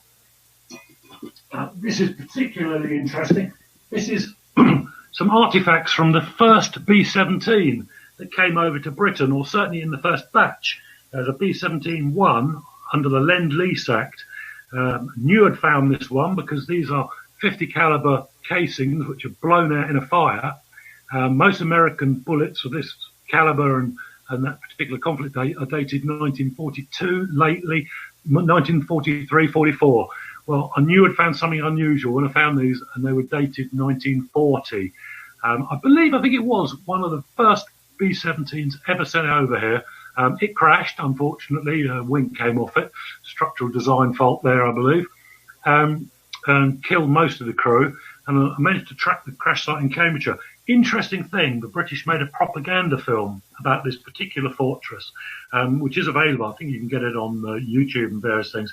And it stars the Robin Hood of the 1950s, Robert Greene, I think his name, Richard Greene. And in the film, it's a 2-hour-long film, and you see this aircraft, fantastic shots of it, but you see Richard Greene underneath the fuselage, getting into the cockpit area. He undoes a handle, and like you see the Americans swing up inside and get into the cockpit. And you can clearly see the handle on the film being gripped by, say, Richard Greene, the 1950s Robin Hood actor. And, well, makes you wonder, where's that handle now? It's in Jules and Lisa's living room. This is the very handle that Richard Greene, in the film, 1942-3 film, I think it is. This is the actual handle he touches in that film. It's to get in the entry hatch handle from a B-17. Again, one of my favourite finds. Here we've got the bomb sight mechanism from a Wellington returning from a raid on Cologne, badly flak damaged, and it crashed in Essex and crashed right next to a river. And I noticed one day, it's only a small river, very shallow, but I noticed that the oil was coming up in some area. So being, thoroughly nosy and investigative, we dug down about 6 inches on the side of the river and found virtually the complete bomb site, of which this is the section that I claimed that day. It's got the miles per hour and wind speed on the side. And what else we got here? Yeah. Now, listeners might know about the famous case in 1940 where Ray Holmes allegedly rammed a Dornier that was on its way to bomb Buckingham Palace. Years later, as was on TV, Ray Holmes's Hurricane was excavated. The engine lay under the street for 60 or so years. It's probably the most famous Battle of Britain incident, where you can see the burning Dornier crashing through the sky, impacts the front of Victoria Station. And if you look carefully, you can see Ray Holmes's Hurricane badly damaged, coming down also in the same frames of film. Well, also in our living room is part of the rocker block of the Rolls-Royce Merlin engine from Ray Holmes's Hurricane. This was excavated about 10, 12 years ago, I believe. And again, it's probably one of my favourite artefacts in all the war stuff. What else we got here? Oh, thank you, Yavin. Part of a B-17, that way, B-17 yoke, like that, would have been held like that. Amazing object, bad condition, but still covered in rubber. In fact, that was found by one of my kids on the crash site probably about 15 years ago. So Dad's got that now. Dad also found the throttle quadrants, which when the B-17 takes off, you can see on the films, they pull back on these. Amazing. These things, have actually been touched by a Second World War aircrew. Let's see what else we've got over here. We've got, let's show this up. got a complete navigator's satchel from a Dornier 217 that crashed into the ground at high speed just outside Peterborough. When we found it originally, it had maps in it and various other items, which were, I believe, returned to the family of a navigator, or now they're in a different collection to mine. But an amazing thing. Unfortunately, a gentleman didn't write his name on it, but I do know who once owned this. The leather straps are still there, and you can see on this just how violent an air crash is. This is a leather satchel. I have personally counted, you see the end of it, there are over 900 holes in this artifact, and particularly poignant. There's a subject also I would like to cover. When I started the research in the very late 70s, early 80s, you could attend air crashes, and inevitably, you in some cases, you could find human remains still lying on the surface, particularly in some ploughed fields. In all cases where I encountered that, I used to get the coroner to come along. Sometimes they, in those days, it was a case of, oh, just leave it on site or bury it. But most cases, the police came along and had to open an inquiry. But you could find personal items. One particular Dornier that I was investigating, it had been about 1979, crashed 1942, so 79, yeah, about 37 years. My maths is absolutely atrocious. But I was quite surprised because going over the fields, looking in the plough soil, bits of Dornier were evident, but there were some personal objects, and I've kept these and used these to illustrate various talks I've done because they are so poignant and they bring it through to everyone. But, no matter now, yes, some dreadful things were done in war. They often are. But I think now with the 75 years, as a researcher now, I'm not interested in the political side of things, just the actions and sometimes the reasons why they happen. But everyone who passed away or died or was killed in the war was somebody's brother, somebody's dad, somebody's son. And that's the angle I come from. I'm very apolitical on this. And I'm going to show you some stuff now which I found on the field surface. It would be about, 79, maybe 1980, that really bring it through. And I say I've kept these artifacts. This was a German Dornier bomber that crashed in Cambridgeshire. Was it Cambridgeshire? Let me think. No, it wasn't. It was again up near Peterborough. This was another one. Here we've got the remains of a flying boot, still with the original sheepskin wool lining in it, standard Luftwaffe issue boot. That was lying on the surface of the field, as was about 100 metres away, classic fragment of Luftwaffe boot. Now, when I first found this, it was it still is in reasonably good condition. But the interesting thing about when I first found this was there were 4 blackthorns ground into the sole, and they were hardly impregnated in. They were still sticking out. And I could picture this young lad walking around, maybe having a quick fag on the airfield perimeter before he launched. And there was only one German aircraft over Britain that particular night, and this, he was in it, destined never to come back. Smashed across the fields, these guys were, bless them. And that's always been a bit poignant for me. When I think, what is it? You just never know. It sums up life in its rawness. None of us know what is just around the corner. This lad had a cup of tea in the mess, have a laugh and jokes with his lads. 10 hours later, he was dead. And that's just, and that's why I think all these historical artifacts, particularly the aviation ones, military ones that come from the Second World War, they need to be treated with the utmost of respect because of the attachment, and the great loss that is attached to many. I'm just looking at my table here. I'm not going to turn this around and show you, but I've probably got 60 artifacts on the table, which are equating to, looking at that, all about 72 individual cases of loss of life. And that's when it really brings it home to you. I hope you've enjoyed what I've had to show. I will just end it if I can carry it, but no, you're right, madam. This another one of my favourite things, quite big. This is what is left of a propeller blade of a Junkers 88 that hit the ground at about 300 miles an hour. This thing is solid steel, Uh, And it is bloody heavy. Very heavy, Lisa, very heavy. And you can see where the tips hit the ground, first of all. Absolutely contorted. There are bits missing out the side of it and a huge crystalline break at the base.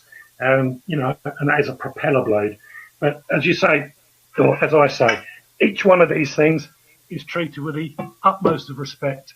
I look at myself, I'm only a short-term custodian of these things before I pass them on to a museum or something like that. I have the honour of a personal collection at the moment, but it'll either pass down my family. Oh, one last thing, not quite. Yes, Nigel Bunting, famous RAF night fighter, Mosquito. Again, this is the classic thing about research and knowing your business. This is from a Junkers 188, again, shot down over Essex. And dear old Nigel Bunting put that hole through with a 20mm armour-piercing cannon shell, I believe on the night of February the 12th, 1944, or I'm not quite sure of the date on that, but I think it's around about that time. But particularly another poignant thing, that is 2 inches thick of sheet steel. Wow. And a bullet, or a 20mm cannon shell, gone cleanly through it like that. Again, artifact-wise, wow. I look at this, I've had this for 20 odd years now, and it still carries as much power as many of these objects do. Amazing stuff. Anyway, I think that's me done on the, just one, seeing stuff keeps cropping up in my house. If you think your car's got big exhaust valves, try one of these, right? This is from a BMW A21A radial from a Dornier 217 shot down over Cambridgeshire. BMW engine, it has absolutely beautiful engineering, still stenciled with markings on it, stainless steel base, no signs of rust. Well, obviously there won't be jewels, it's stainless steel, but the collar, the copper alloy collar, I mean, just look at that. That's what happens to an exhaust valve. It looks like some terrified fungus like that. You can see the damage on that. But now I'm going to really annoy Dave now, and I think that's me done. Oh, yeah, that's it. Dave, listen, everybody. It's been a real privilege to share my collection with you. So I'm going to hand back now to Dave, and I'll be with you for the rest of the show. But I hope you enjoyed it. That was brilliant. You're such a natural orator, as well as having the finds to back it up, and your knowledge. We had Adam Staples on the other week, and his knowledge of coins had me and artifacts. Oh, he's amazing, an amazing gentleman. But, when it comes to aircraft and such like yourself, I know you've been dabbling for many years, but that collection, and I'm sure that's only a fraction. In fact, you want to see the storeroom, Dave? I've got another 2 Dornier prop blades out there, complete. As Kimmy says, Huntress Kimmy, she says, have you got another house for your finds? Because not only have you got your aircraft finds, but you've got your metal detecting collection as well. Well, somebody once said the other day, if your house accidentally just burnt down or got trashed somehow, beware archaeology, because archaeologists come in 1,000 years' time and think that the entire Battle of Britain took place over one house. it's rammed in here, But God, Jesus. Do you know, Jules? I watched 1917 a couple of weeks ago, and it occurred to me the amount of aircraft that must be lying at the bottom of the English Channel. There must be thousands. Unbelievable amount of stuff. A friend of mine actually had a scan done on the English Channel. I think it was about a mile by mile, and this is going back some time now. That cost him thousands and thousands of quid. But it was a crude radar then, but it give you a printout, and you should see all the aircraft wrecks on the bottom of the channel. Absolutely amazing, But it's having the investment and the money to recover them. If I could drain that bugger for just a year. Oh, jeez. But Lisa doesn't wish that. No, probably not. Do you know what? I actually don't mind, because it's part of my passion as well. But First World War, that's another interesting area again, which is linked to VE Day, because many people who fought in the First World War actually ended up serving, extreme age as Home Guard, or sometimes back into the military from 39 to 45. I know several cases who were quite advanced ages, offered their services, got signed back up again, did various things. So, the First World War still plays a part in the VE Day, really, from people coming up into it. I don't have a lot of First World War stuff. I've got I dug a Zeppelin up 10 years ago, as you do. 14 years ago now. BBC asked me to find a Zeppelin. Hey, Jules, you got one of them spare Zeppelins hanging around? Oh, mate, yes, no. Anyway, I found it. And during the dig on that, we did find, and this is quite an amazing, I will show you again, Dave. You're going to hate me, aren't you, now? On the dig, I found, oops. So I can show it closely. Probably, it doesn't come out very well, does it? It's a German Imperial naval button from the Zeppelin crew. Wow. I had photographs of where they, the people who, bless them, who were burnt to death in it, and where the bodies were.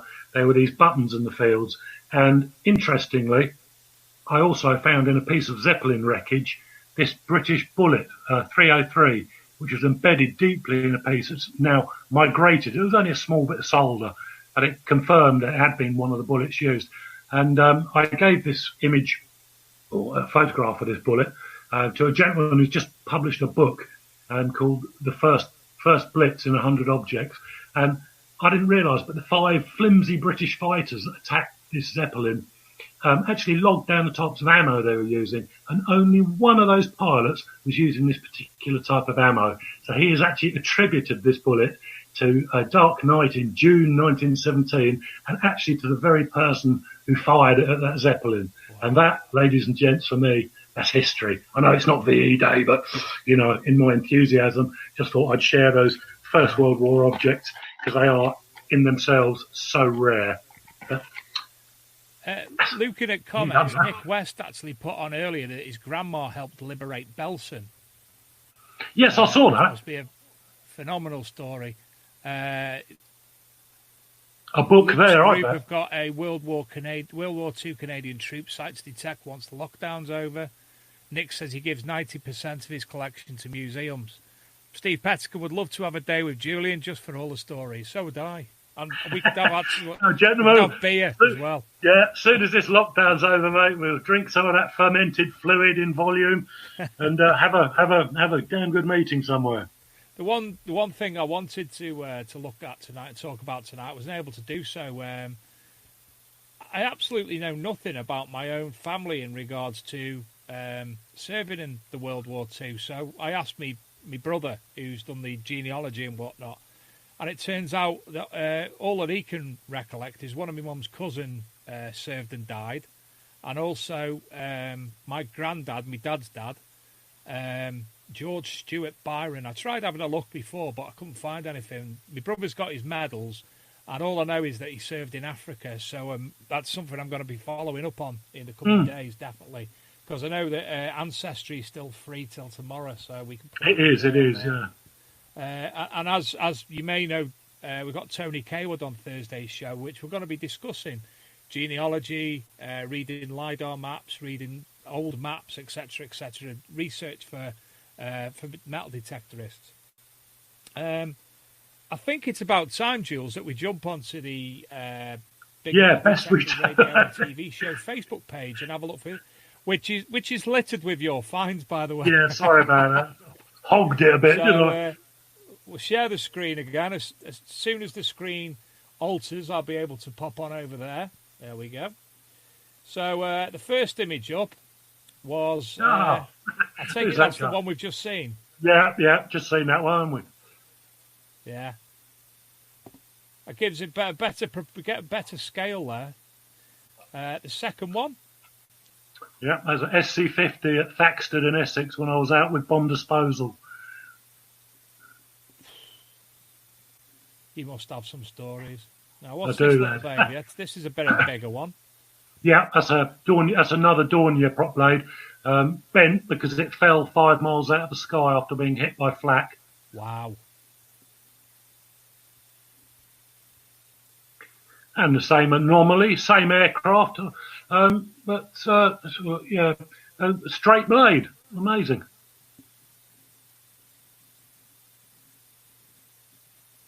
Is this the one that you showed earlier? Yeah, throttle quadrant B-17. Still got Boeing on it, as you can see. Yeah.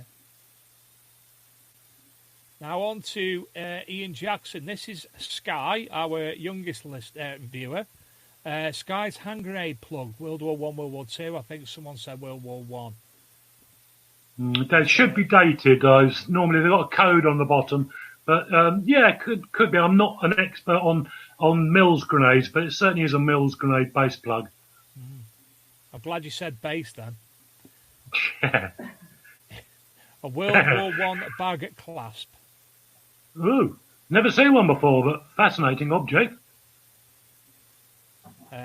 Andy Jones of Metal Detecting Britain and Beyond. A rather mundane image, I'm afraid. A grenade plug. It's not handy because I haven't got one. Yeah, they're beautiful though. I love the way they're stamped. Yeah. And I take it by looking into it, you can actually find out all the makers and that by that stamp. Yeah, you should be able to. Or certainly batch numbers. That's if the records are still around. Yeah. Again, Andy Jones, King's Own Scottish Borderers badge. Cool, I bet that's quite unusual. Not seen one of those before. Again, a child's Gloucester Meteor jet plane. Yeah, you've fantastic. Also got one as well. Yeah, they're actually made, I think, very late 45 to 46, made by Dinky or Lesney. Not sure. Lovely. Sweetheart brooch. Now tell me, a sweetheart brooch, tell me what that means, or tell the viewers what a sweetheart brooch is. Basically, it's anything a gift from a serving member in the armed forces, either stylised as a handmade regimental badge that you can get a jeweller to undertake for you. It's very rarely your own kit badge for obvious reasons that you'd probably get told off severely. Now, just while we're on that, the indication of a swallow, these badges were particularly common towards the end of the Victorian period, but rose to a massive peak in World War One. Basically, they were given by young men to their girlfriends, lovers, partners, whatever, and it's symbolic of the swallow, i.e., I'm going away, but I will come back. I'm with you. Migration. Yeah. Lovely. A nursing sister waspy buckle dating from the 1940s. Wow. It's very well engraved, isn't it? Yeah, it's beautiful, isn't it? A lot of families would buy their daughter, if she was in the nursing, a silver belt buckle or something like a silver clasp. You know, it's a sort of family gift. I'm with you. Charlotte Goldfinch, the cap badges that she's found. Oh, wow. Lovely. Hi there, Charlotte. Nice display of badges there. Yeah.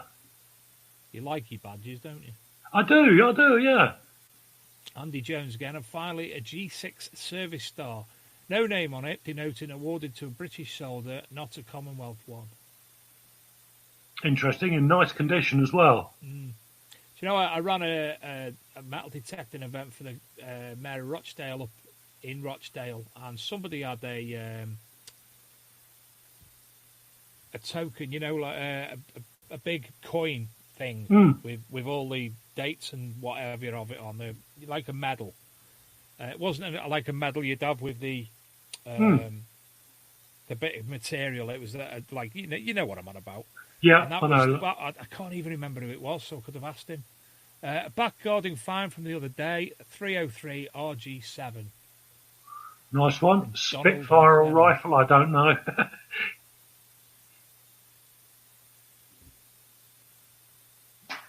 Now, Craig Jelly hasn't put an explanation, so I haven't got a clue what this is. It's just a button. No, I'd say I'm just, if it's not aircraft, I'm not sure, but one assumes it's something to do, possibly naval, as those are cannons, or artillery. I'm not sure. So forgive me for everyone. I'm obviously probably wrong on that. It's a word I've started using a lot on the show when we're looking at finds. What a lovely patina. That's watching too much Find It, Fix It, Flog It. I know, mate, I know. Andrew Robertson Boyle. Yeah, standard, I think it's British 3-inch mortar tail. Built out of very poor monkey metal aluminium alloy. That's why they corrode. You see, you know this information. Another one, Ian Jackson, British Columbia. That's nice. Yeah, I found the identical thing about 2 years ago. Haven't researched it yet, but yeah, nice find. Well, that'll spur you on. It will. He thinks these are something to do with the war as well. Canada. Yeah. I mean, if found on a training camp or some village billet somewhere, almost certainly Second World War, I'd say. The patina looks right. Gary Neighbour, a lovely women's land. Yeah, do you know, what a find, eh? Fantastic. That makes you think as well, because you don't necessarily think of women when it comes to the war. Obviously, there's been some great programming on this today and yesterday, and there was one I was watching about women in the war yesterday. There was also one of Captain Tom, Colonel Tom, Major Tom, ground control. We got there. Got to slip it in. There was actually a program with him talking about his experiences in Burma. Yeah, I saw that. Yeah, fascinating. Not long enough. Obviously resonated with my wife. David Meiklejohn, some sort of shell for anti-aircraft. Yeah, again, you've got to be an expert, but possibly 3.7-inch AA. Barry Pritchard, beach 50 find caliber. in Scheveningen. Scheveningen. Schweininger. I can't read the writing. Alongside a 20mm Hispano Suiza shell, but that isn't so tidy. Beautiful though, isn't it? Yeah, it's not bad. Yeah, it's a 50 caliber bullet. You can see could have been quite cold then because the barrels left the rifling on it. Yeah. Well, you pressed the wrong one then. Grant Wybro, my penny Spitfire made by the ground crew. Brilliant. A subject close to my heart. The earliest one of these, weirdly, that's been found is made from a Charles I penny. So somebody made it obviously 300 years after it was struck. But you fold the penny in half, then get wire pliers and pull the wings out, cut the cockpit out, cut it again, cut the wings out, I did an article on this about 10 years ago in treasure hunting using a paper disc showing you how you fold it, cut the wings out and do everything. And so you can make your own.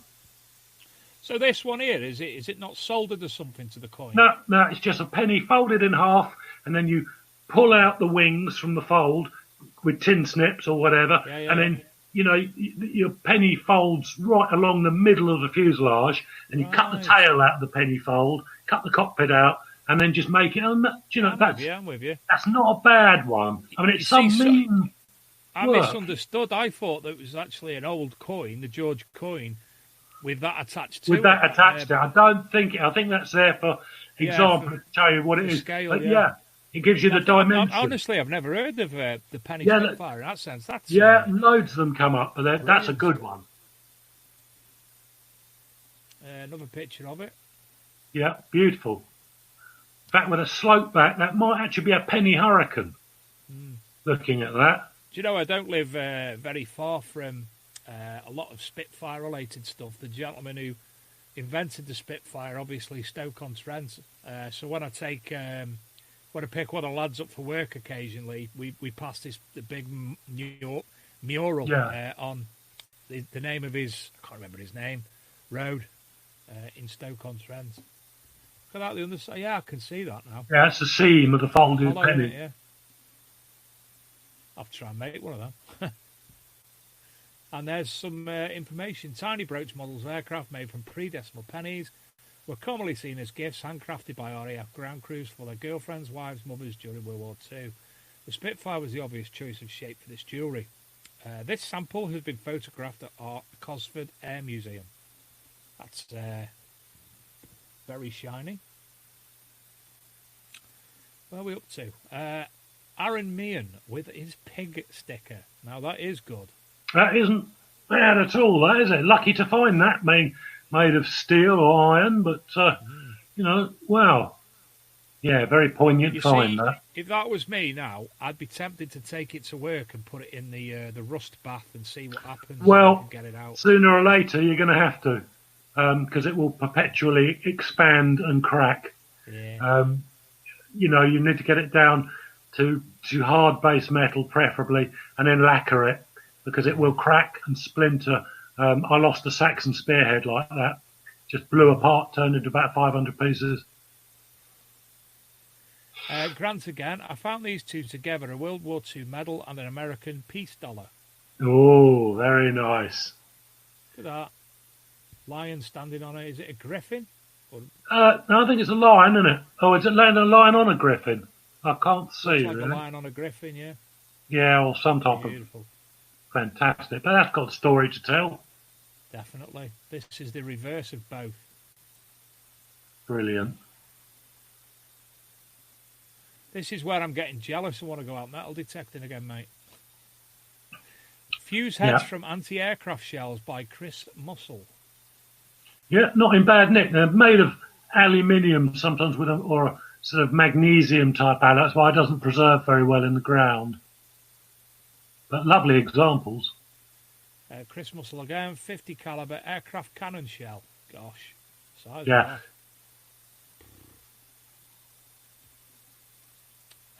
Various badges and a medal. Very nice. Oh, no. Lovely condition.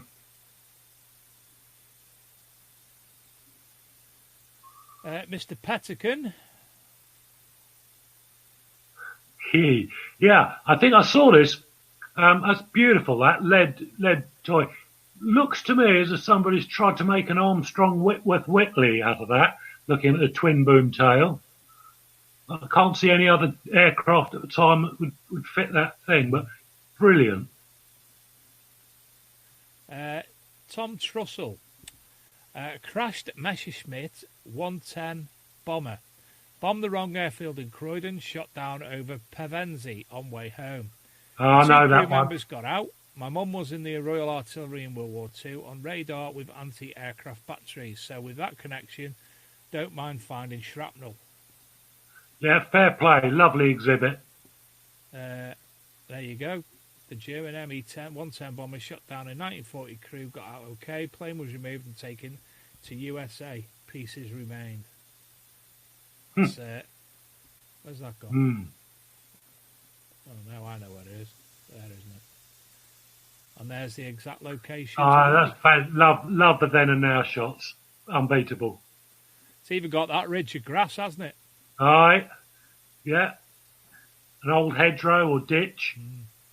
Now this one from Sean Hindle on Metal Detecting War Relics forum, which is Facebook forum, which is an absolutely. I was only made aware of it by Nick West a couple of weeks ago, but a fascinating site full of obviously World War relics from around the world. But this in particular, I was gobsmacked because I didn't know anything about. This is one of my most treasured little scoops. These are all British 7.92mm BESA cartridges.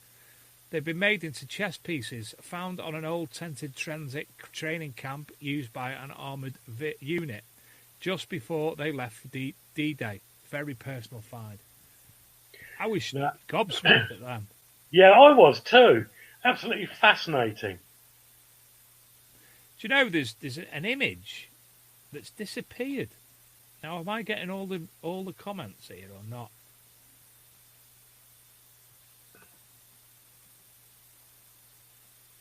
Yeah, there's an image. Some images that have definitely disappeared. Nick West actually put some images on of, and this gobsmacked me, Julian, an Enigma machine of all things. No, I did see that. I mean, crikey, Nick.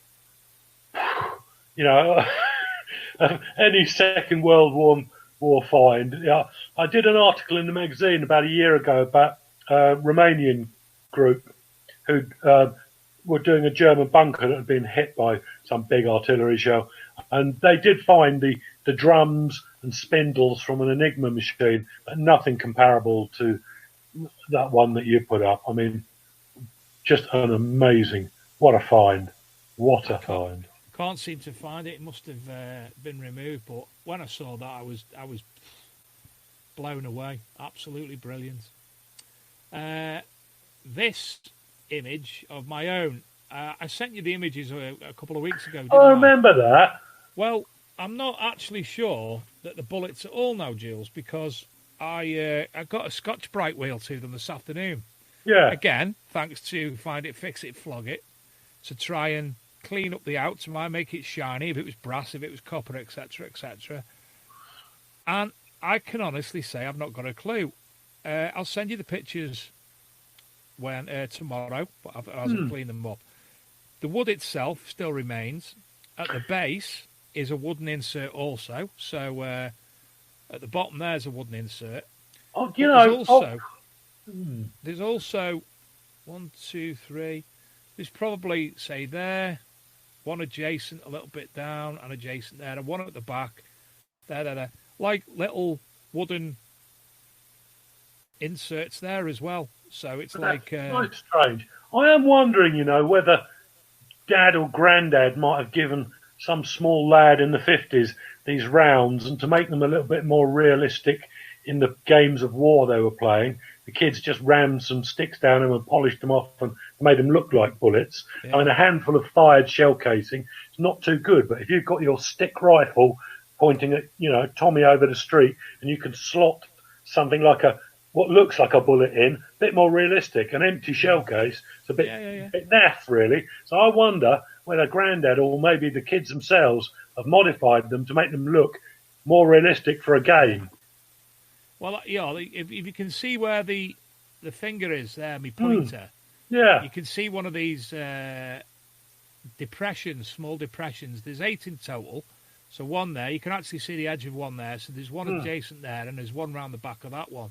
Same at the top, and they look like they've got little wooden bits in there. This one, it's a solid shaft, and then at the bottom, where this one's wood at the bottom, this one's actually like a turned rim. There's no firing pinpoint or anything like that. It's just, I've absolutely no idea, but yeah, you could be correct. A game of war. Yeah. Moving on, and this is the last one actually. Tom Trussell, different permission, World War II site, but seeing the words on this, really I'd checked nothing, was joined to the back, squeaky bum time, removed before firing. I have no idea what it is, but I assume it's got to be something like a fuse protection plate, maybe for a mortar round before you drop it down the barrel. Your little tab, maybe you flick off, right, now she's fine, drop her down the barrel. I've seen similar when I was metal detecting out in Jordan on a British 3-pounder. Each shell had a fuse protector, looked like a spider made of copper that sat on the bottom of the shells. If you accidentally dropped it, it wouldn't go off. So I'm thinking that must be something along the same lines as that. But some fascinating artifacts and finds there.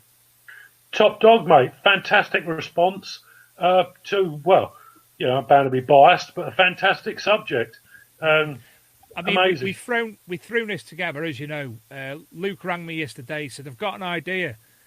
And normally when Luke has an idea, it's a pretty good idea. He says, it wasn't yesterday, it was, I've lost track of days, Thursday. He said, let's do a VE Day show. I said, why haven't we bloody thought about that previously? It's something we should have thought of straight away, because obviously we've seen the abundance of finds, the people, the stories they've got to tell, and it's worked perfectly. We've had some great stories. I think if we'd actually thought about this a little bit earlier, we'd have been able to go for hours and hours and had a lot more images to look at and a lot more people to speak at. It's we're very lucky and honoured to have everything fall into place. And obviously, as soon as he said about let's do the show, we both went, Julian. Bless you. Jesus. Somebody's going to think I've got shares in your shows. I haven't even got shares in them myself. Pleasure. It's always anything to do with aircraft or, you know, conflict, archaeology. Yeah, it's been a passion for, you know, well, since I was a tiny child. You know, I've always Airfix models hanging off the ceiling, covered in dust, more dust up there than anywhere else, you know. But always was interested in aircraft, you know. And then when I found out that aircraft had crashed in the local village where I lived during the war, you know, and then I thought, oh, I'll go in the woods and find a few bits, and did. Never thought, you know, never paid any instruction to my physics lessons at school, thinking if an object that weighs 10 tons falls out of the sky and hits the ground, there's a very high chances that some of it's going to be underground. Never even thought. And then I introduced a couple of mates in the same line of business, and they hired JCBs out and went up and dug Messerschmitts and Spitfires and Heinkels in the mid-'80s, I suppose. That was big. We were doing 4 digs every weekend. No wonder so many of us were divorced. Never got home. But we were doing like a Lancaster in Bedfordshire in the morning, down to Kent for an ME 109, stay in a B&B, back up over this side, do a Heinkel. And, well, oh, Jesus, the house is just full, absolutely packed. It really is surprising, Jules. We know the war took place, but it's so surprising. I've got one book about the White Peak and air crashes in the White Peak. That's a brilliant publication. There's hundreds of aircraft in it, and that's just one area alone. You know, the more we speak about it, the more you realise how many aircraft from the Second World War are actually there. Yeah, I mean, you know, the intensity steps up around theatres of operation, i.e. like German cities. There's a lot peripherally round them. If you come to England and go to Duxford, I know some fields around Duxford, they've got 6 aircraft crashes per field. You know, so you've got Thunderbolts, Mustangs. You know, it's not unusual. We dug a lot of Mustangs there 20 years ago. And you do a Mustang, and you look about 100 feet away at another Mustang site. Oh, we'll do that, get the license for it, do that next weekend. Absolutely. I did a Thunderbolt there that had gone in vertically from about 1,000 feet. A big round engine that hadn't gone anywhere, but I think they had 6 machines, 650 calibers, stainless steel tip barrels, and I found 3 barrels in the ground that way, and another 3, and then I could work out the engine width, and I found the other 3 barrels on the other side. But you know, it's all, if you know your aircraft when you're doing a dig, obviously because time is money. If you're paying £300 an hour for a digger, you find one engine, and then you don't quite know. So you know the measurement between each engine because you'll have done that before you do the dig. You find an engine, you just go round in an arc, you know, stick a stick in the ground, 25, 30 foot, go round in a circle and metal detect until you get the other reading. If indeed the other engine is there. Sometimes it's not, came down at an angle. But yeah, you know, I look back on 40 years and the privilege I've had of seeing Hurricane engines, got it all on VHS tape as well, 98 hours of it. I really must get that converted. Tom Trussell says, can you have a look at his watch stroke dial on my post in replies? So one of them posts that he's put up on our thread, have a look at there. You'll be able to find. Yeah, will do. I'll do that tomorrow morning, Tom.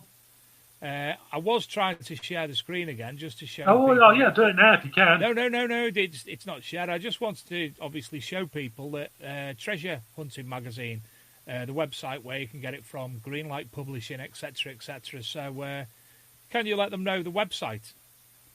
It is. Here I go. .com.uk. It's www.treasurehunting.co.uk. And you can also find Greenlight Publishing and all the books via there also. You can, although Greenlight's got a separate website as well. The two are linked, so it's probably not worth mentioning the other one. And obviously, Julian puts posts up all the time on our Big Metal Detecting. I'm having to read it now because I keep forgetting. Big Metal Detecting Radio and TV show page. So obviously, click on there. You'll find out all the information for all the publications that Julian and Dan's sister, whose name eludes me, Sally publish. Well, it's been an absolutely brilliant night, Jules. I've thoroughly enjoyed it. I've learnt loads.